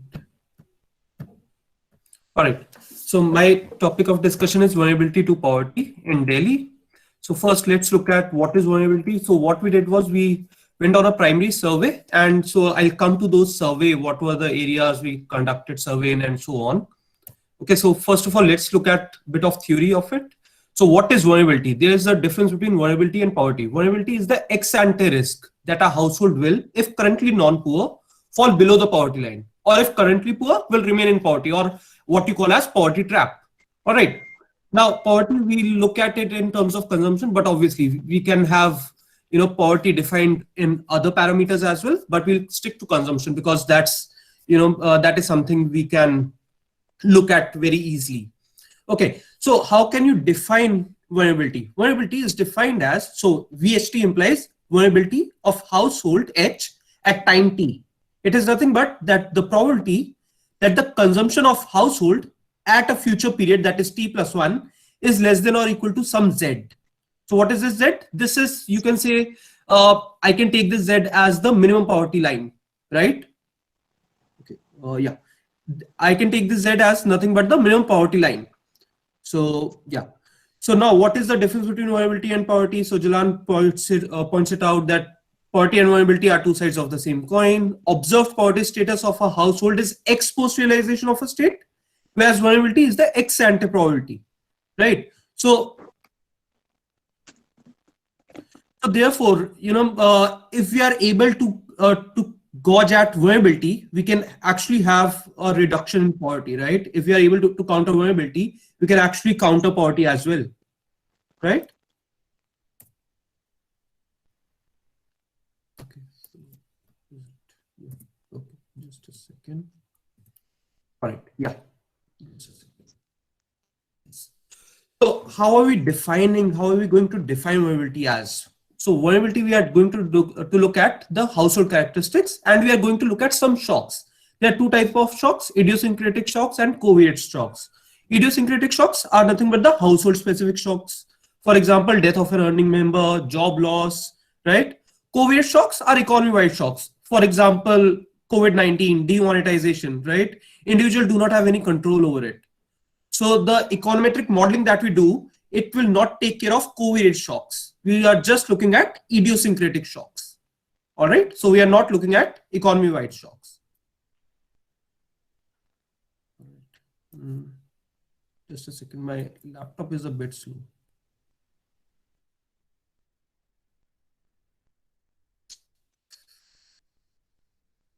Just a second. My laptop is a bit Ankit, I have your presentation. If you want, I can present your presentation on your behalf, and you can just say whenever you have to change these slides. That is a little bit different. Just give me a second. Okay. I think now.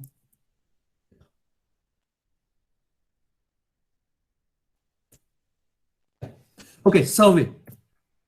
So So I'll tell you, so when we conducted this entire research, so there were 6 teams and each team was conducting, was formulating a different report. We were doing a vulnerability, there was some other team which was conducting on poverty and so on. So we conducted 4 areas, Bada Hindurao, Buradi, Roopnagar and Kashmiri Gate. Now this Bada Hindurao was actually interesting for us because herein people range from lower middle to upper middle class. We could see, that people were living in small jhuggis and they were earning massive amount. Okay, their income or consumption was too high. And the reason that we found out was a single owner used to control over 10 jhuggis. All right. And they did not want to move out of that place, even though it's, these are slum areas, simply because they would lose control over their subjects, if we can call it. All right, and most of these jhoggis were illegally occupied. So Bada Hindurao was actually interesting. Okay, then Buradi, when we looked at Buradi, we found out a lot of people who were on rental basis. Okay, they had migrated mostly from Bihar and they were on rent. So I'll come to this, the problem of migrated people or per se those people who were living on rent in a while. Then we looked at Roopnagar. Roopnagar consists of primarily upper middle class and rich people. However, there is one small section called Chandraval, which comprises of poor to lower middle class people. And then finally we went to Kashmiri Gate. So we had a sample data of about 1800, more than 1800 people, out of which we conducted survey on about 300 to 350. Okay. All right, survey insights. So borrowing was primarily informal in nature. Rate of interest was charged was too high. It was as high as about 4 to 5% per month. Okay, and this rate of interest charge again, this we looked at, in Buradi we looked at, since there was a lot of labor class there, the rate of interest charged by their employers was about 5% per month.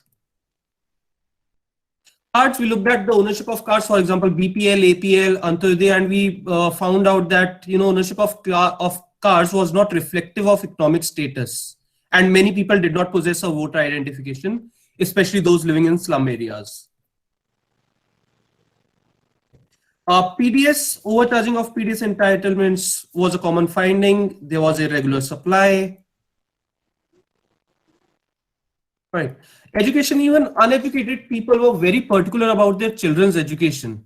And there was less than full compensation of scholarships. Especially we found out, Ladli scheme failing in a lot of parts. People were complaining specifically about that Ladli scheme, that they aren't getting the full compensation of scholarships. Okay, then there was obviously underreporting between, there was a mismatch between income and expenditure. That is expected, right? Okay, about basic facilities, provisions like electricity and water supply was adequate. Again, the problem was specifically with respect to water supply, most of it was private. So the people, especially in the slums, they had to pay exorbitant rates to access the same. And we found out, there was some small water mafias who would, the government or say a Delhi Jal Board would conduct a bowel, will have a bowel there, and they would just occupy it. Okay. And specifically about the rented people, we found out, provisions like electricity.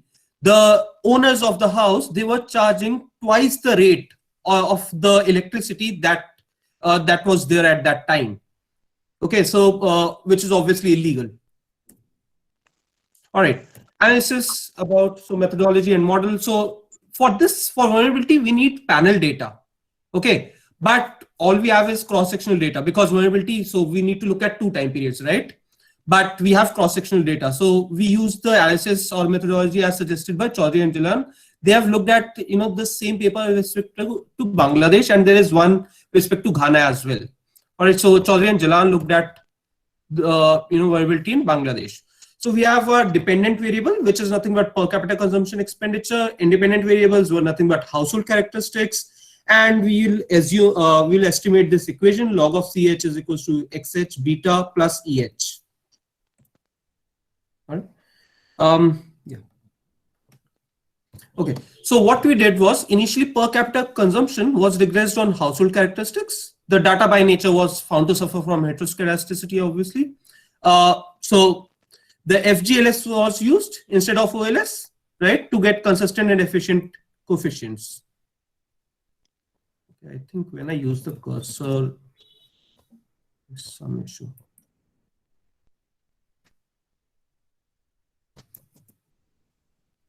Just give me a second. Really sorry. Yeah. Okay. Yeah. So finally, a vulnerability index for each household was arrived at, defined as the probability that its future consumption is below the poverty line, with the assumption that per capita consumption is log normally distributed. So this is the vulnerability index, that log of CH is less than log of Z given XH, right? Given the household characteristics. Is this fine? Is the vulnerability index fine? Okay, because this is the most important part. Okay. All right. Then benchmarks, we can look at two types of benchmarks. First is absolute, that is, if we find out that the vulnerability index. So remember, we found out vulnerability index for each household, right? VH. Okay. So we found out vulnerability index for each household. So there are two types of benchmark. First is absolute benchmark, wherein it says, okay, if a household's vulnerability index is above 0.5, then we'll put it as a person who is vulnerable. All right. Whereas then you have the second one, which is relative benchmark. Herein it observes the observed poverty rate of the region, okay, as the benchmark. All right. These were the variables which we regressed. These were the initial set. Then this was the final set. I'll come to this final set while I discuss my results. All right. What are the assumptions in the model? So vulnerability depends not only on expected consumption, but also on variation in expected consumption, right? We thus require longitudinal data. In order to use cross-sectional data, we need to make a fairly number of fairly stringent assumptions in order to estimate this equation. So we need to rule out unobservable sources of persistence, right? Things that are not observable, you can't look at it. Also, another important assumption that we are making is that economy is relatively stable over time. That is, we cannot look at covariate shocks. So beta is fixed over time, right? So we do not have B subscript, beta subscript T, such that uncertainty about any future consumption is only due to the second term, that is EH, right? Then what is the methodology that we have used? So we are using the Fgls approach. We want to estimate this equation, log of CH is equals to XH. Can we put on slideshow so that we can see it? All right. Okay. So log of CH is XH beta plus EH, and we have our variance given as XH into theta because your variance is heteroscedastic. And so it is a three-step Fgls. In the first step, what we do is we need to, we will find out theta. All right. We'll find out theta hat Fgls. And how we do that is we estimate the above equation, that is in step 1, E hat square OLS comma H equals to XH theta plus eta H using OLS. We found out theta at OLS and we transform this equation as the following. And the theta that we will obtain from the second equation, that is nothing but theta at Fgls. And we all know that theta at Fgls is a consistent, asymptotically consistent estimator. All right. From this, so we have this, and from this, if we have theta at Fgls, so we have got the estimate of sigma hat, and we'll just divide this equation by sigma hat E comma H, and it will become homoscedastic. All right. Hence, we have found out what expected consumption, all right, which is nothing but XH beta hat, right? And we have also found out the variance of consumption, which is nothing but sigma hat square E comma H, which is nothing but XH theta hat. All right. Then we have our variance, which is defined as probability that log of CH is less than log Z given XH. That this is nothing but a cumulative density of standard normal, which is nothing but log Z. So X bar minus mu divided by sigma, right? So this is XH into theta. So I'm all right. Again, I suppose. Okay, let me write it. Okay, all right. So for using this formulation, we'll find out vulnerability index for each household. Remember, Okay, I think once I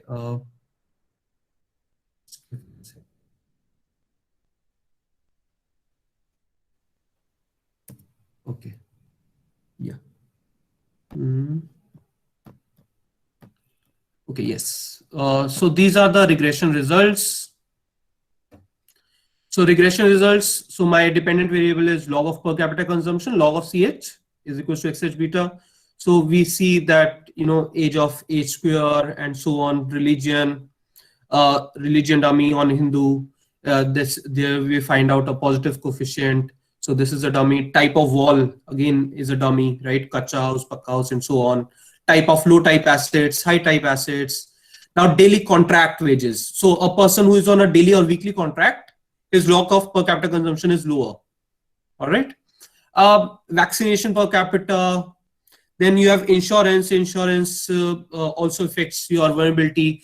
Herein, one problem that we had was, so this was a data set for about more than 1800 people. We had only, you know, for caste, we only had data for 300 people, 300 to 350 people. That is what, you know, the survey that we did, we included that, others did not. So, you know, I haven't included that, but later on when we checked for those 300 data set, we found out that, you know, caste also turns out to be, you know, as expected. You have, you know, ST, SC, and then OBC, and then the unreserved category, right, being least vulnerable or having highest per capita consumption expenditure. Right. Now, what are the shortcomings of this framework? First is that we need to make simplifying assumption about how shocks evolve over cross-sectional space, since we do not have any information on risk faced, right? Second, large common shock, that is covariate shocks, cannot be captured, and thus we can only look at idiosyncratic shocks. Third, the method will exclude those who are non-poor but have high future probability to large adverse shocks, but will remain non-poor. Right? Okay, so this is about normality of residuals. As you can see, tails are, you know, there's heteroscedasticity here. Then results and conclusion. So chronic poor, we have defined chronic poor as someone whose log of per capita consumption is less than C bar. C bar is nothing but the urban poverty line, and vulnerability index is greater than 0.5.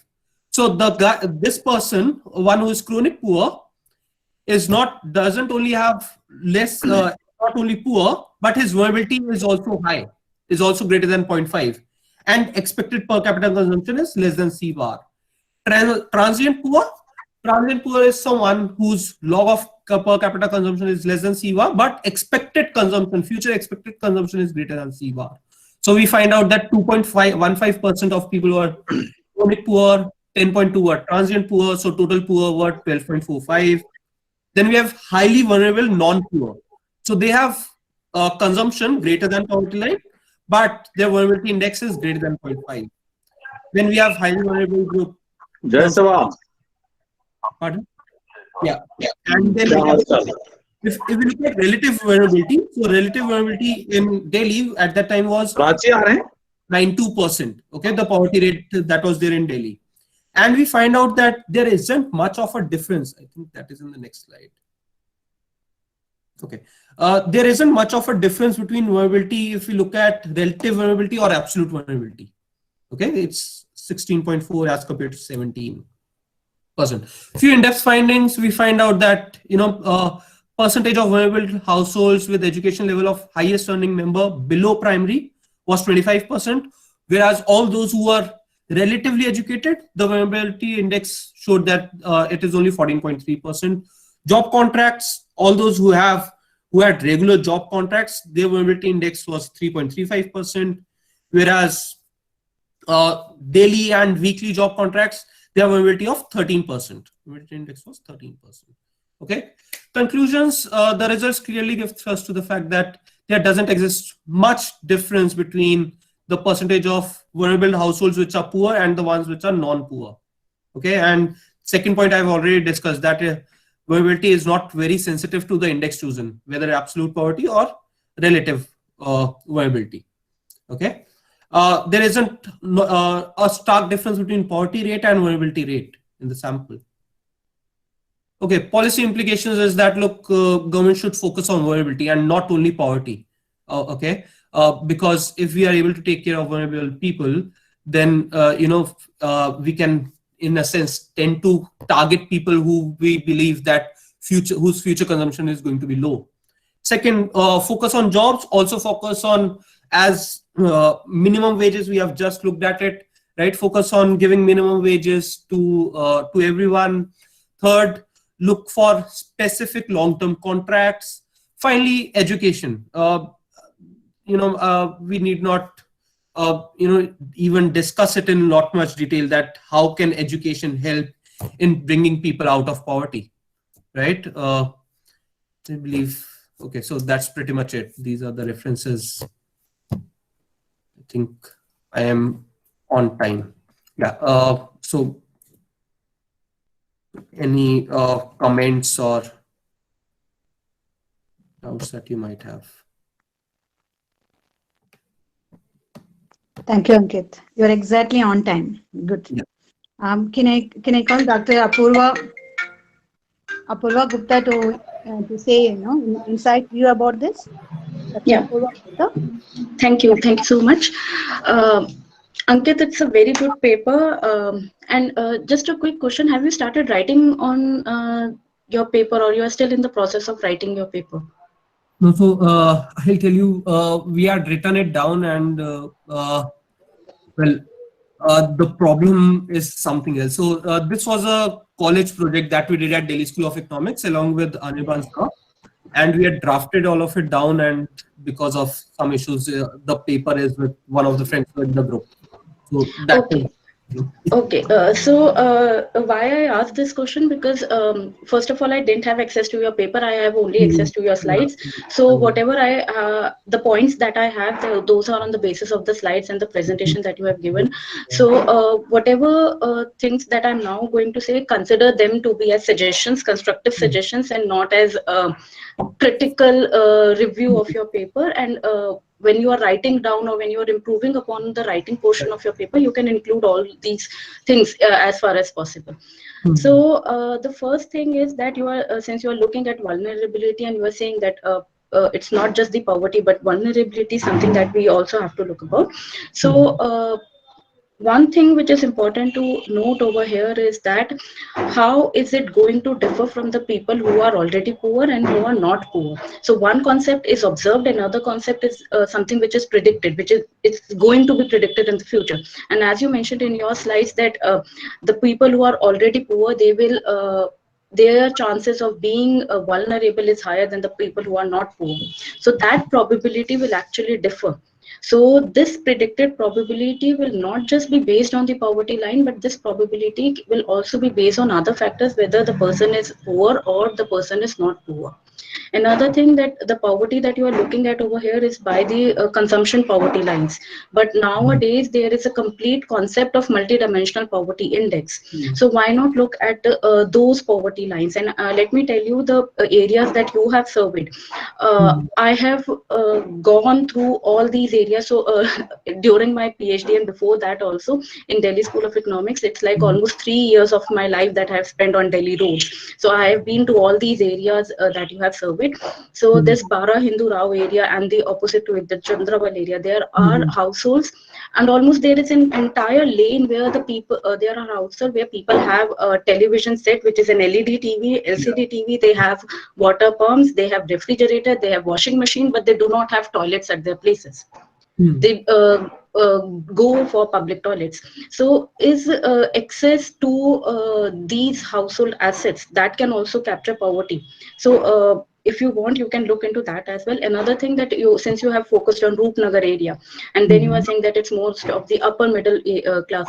Now the question is, when you are talking about poverty and vulnerability, why are you at the first place focusing on upper middle class households? You can only focus on the lower class households, or probably the people who are in lower middle class, because people who are below poverty line, they are the ones who have going to face higher chances of vulnerability, and the people who are in the lower middle class, they can be the reference group, because they are the people who are on the borderline. They may go this side or they may go that side as soon as there is any kind of idiosyncratic shock.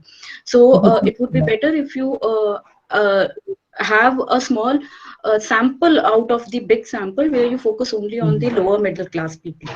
Then you talk about the various access to various cards like Aadhaar card, BPL card, and all these things.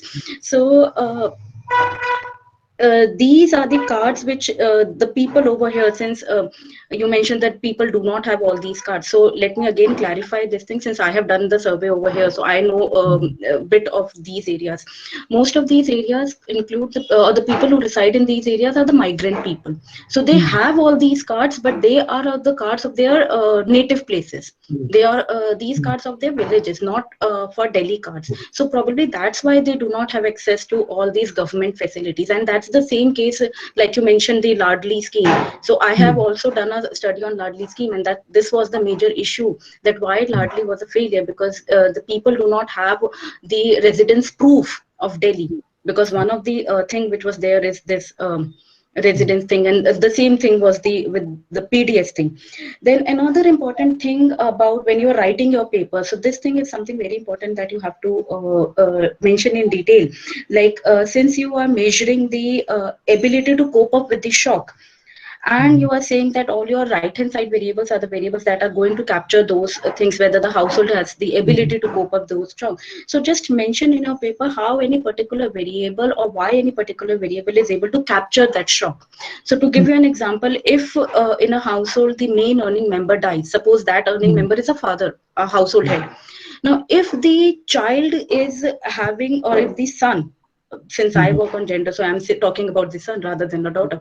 So if a son is at least graduate pass, then the ability to cope up from that idiosyncratic shock, that ability will be more compared to any family where the father dies, but there the son is not very much educated. So the channels through which the family is able to cope up through all the idiosyncratic shocks, it's important to mention those channels. If I know it's difficult to estimate them, but it's also important to mention them, why you are considering those channels. Another thing that when I'm talking about the channels, so the variables like insurance per capita or vaccination per capita. So again, you have to explain all these things in your paper, that what do you mean by vaccination per capita? Is it the vaccination only to the children or to the households, all the members of the households? Because it could be the case that the shock has come to the main earning member, but if the vaccination is provided to the child may provide some better facilities, because the child itself get immune to any other kind of health shocks. Similarly, insurance per capita. Now again, in the insurance thing, if the people are not having cards, or if they don't have any kind of address proof, then how are they going to have access to that insurance? And again, if you look at NFHS data, there what you will find that it's more the group insurance which is prevailing rather than the individual insurance, because in group insurance the premium is very low. But if the family takes individual insurance for every person, then it will become very, very expensive. And moreover, when these are all lower income people or lower middle class people, they may not be having that much savings to pay the premium for the insurance thing. So is it an informal insurance which the people are getting from their employers against say some amount of money, or in the form of money lending thing, or is it some kind of formal insurance thing, which I think formal insurance is out from their access. Another thing that you have used the relative benchmark. So you have mentioned that you have used the relative benchmark to be the observed poverty of the region. Now the question is, what region are you talking about? So in the paper, do mention that whether you are having 4 different poverty lines for 4 different regions, or you are having one single poverty line for the entire Delhi region, or you are having this poverty line to be different for the rural and the urban areas. And one quick question: when did you conducted the survey in your? This was way back in 2014. Okay, because if it was in 2014, so obviously by now the price index would have definitely changed. So accordingly, your results have to be scaled up or down, or that is something that you have to see. Another thing that you have mentioned about the job contracts. Now, if a person is having a daily or a weekly contract, we do not call usually as contracts. Those are like just casual work. They sit on the labor chalk. If they get the job, they do it. If they don't, they just sit idle for that day. And in these particular areas also there are many labor chocks. So your Malkaganj area is a labor chock, your Sabji Mandi area is your labor chock. So if these are casual labors, then putting a variable on job contract and how that job contract is explaining your idiosyncratic shocks or the probability of coping up through those idiosyncratic shocks is something very important over here.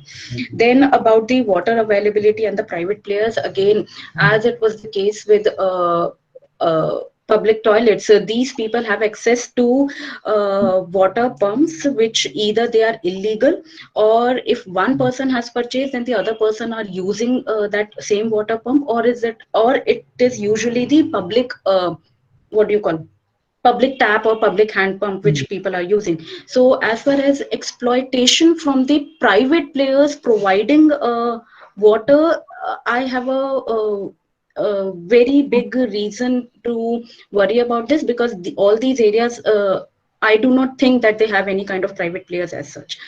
They may have private hand pumps, they may have their own private pumps, they are paying out of it, but private players in water supplies, we usually assume, or the literature usually say them to be the people who supply those water tanks, big water tanks.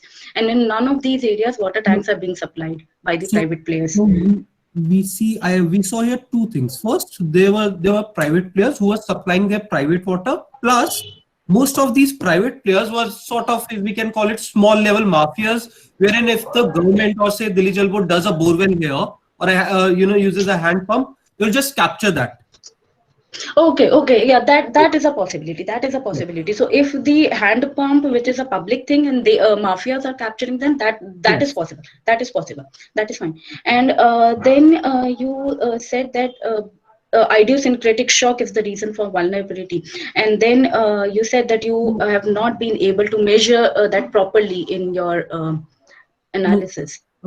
So covariate shocks we could not look at. So we are only looking at idiosyncratic shocks. So however, we could look at covariate shocks, but the methodology doesn't, with the methodology, it's just not possible to look at. Yeah, so that's my main question over here, that since you are doing a primary survey, and that's the main advantage of conducting a primary survey, that you can ask the questions to the households, like since over here you have mentioned the death of an earning member or a job loss. So if you have questions on this in your survey instrument, then those variables will help you out in capturing these things. So just check if you have those variables or not. And as far as covariate shocks are concerned, so if you have control for all these things, like demonetization has occurred, so you have conducted your survey in 2014, but demonetization occurred in 2016, right? So you can actually see if you plan to go out for another survey, because you are saying that it's better to have a panel survey. So if by chance you plan to go out for a second round of the survey, and you want to ask such questions, and then you want to differentiate that what was the situation before and what's the situation after, and especially after this COVID thing, then that would be a very good thing.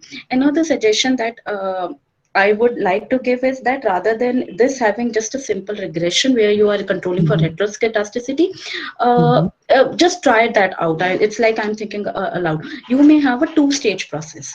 So in the first stage, what you are capturing is the probability that a household will be able to cope up from the shock. And in the second stage, using this probability, you are finding out whether that household is going into poverty trap or into the vulnerability trap or not. So it's like a two-stage thing. So whatever your control variables are, those control variables are explaining the a probability of coping up from any idiosyncratic shock. It could be probability, or it could be an index, or whatever you want to say.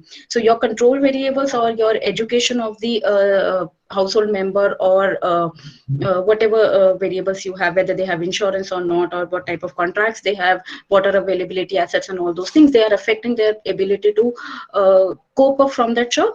And then that probability to cope up from that shock, then you are dividing them into different ranges, and then seeing whether the it's leading to households to experience higher vulnerability probability, or higher probability of going into a poverty trap, something like that. So those are various suggestions that I have to give to you.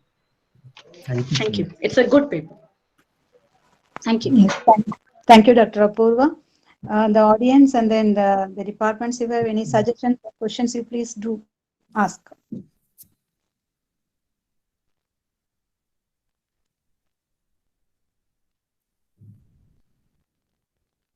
I think now we are on a winding up space itself here. Yes. Thank you so much. That was a great session. I speak on behalf of No everyone. questions, no suggestions? Yeah, Sanya, you please carry on. Yes, ma'am. So I think I speak on behalf of the entire department when I say that this was a great, informative, and enriching event. I would like to invite Amrit Kaur, the president of our Economic Society, to give the final vote of thanks. Amrit, over to you. Thank you, Sanya. Good afternoon, everyone. On the behalf of entire economics department, I would like to thank Principal Ma'am, our teachers, and esteemed research scholars and panelists for taking out time from their busy curriculum and gracing us with their knowledge. Thank you so much. I would also like to thank our audience, without whose presence the colloquium wouldn't have been a success. Thank you, everyone. Have a nice day ahead. Thank you. Thank you so much.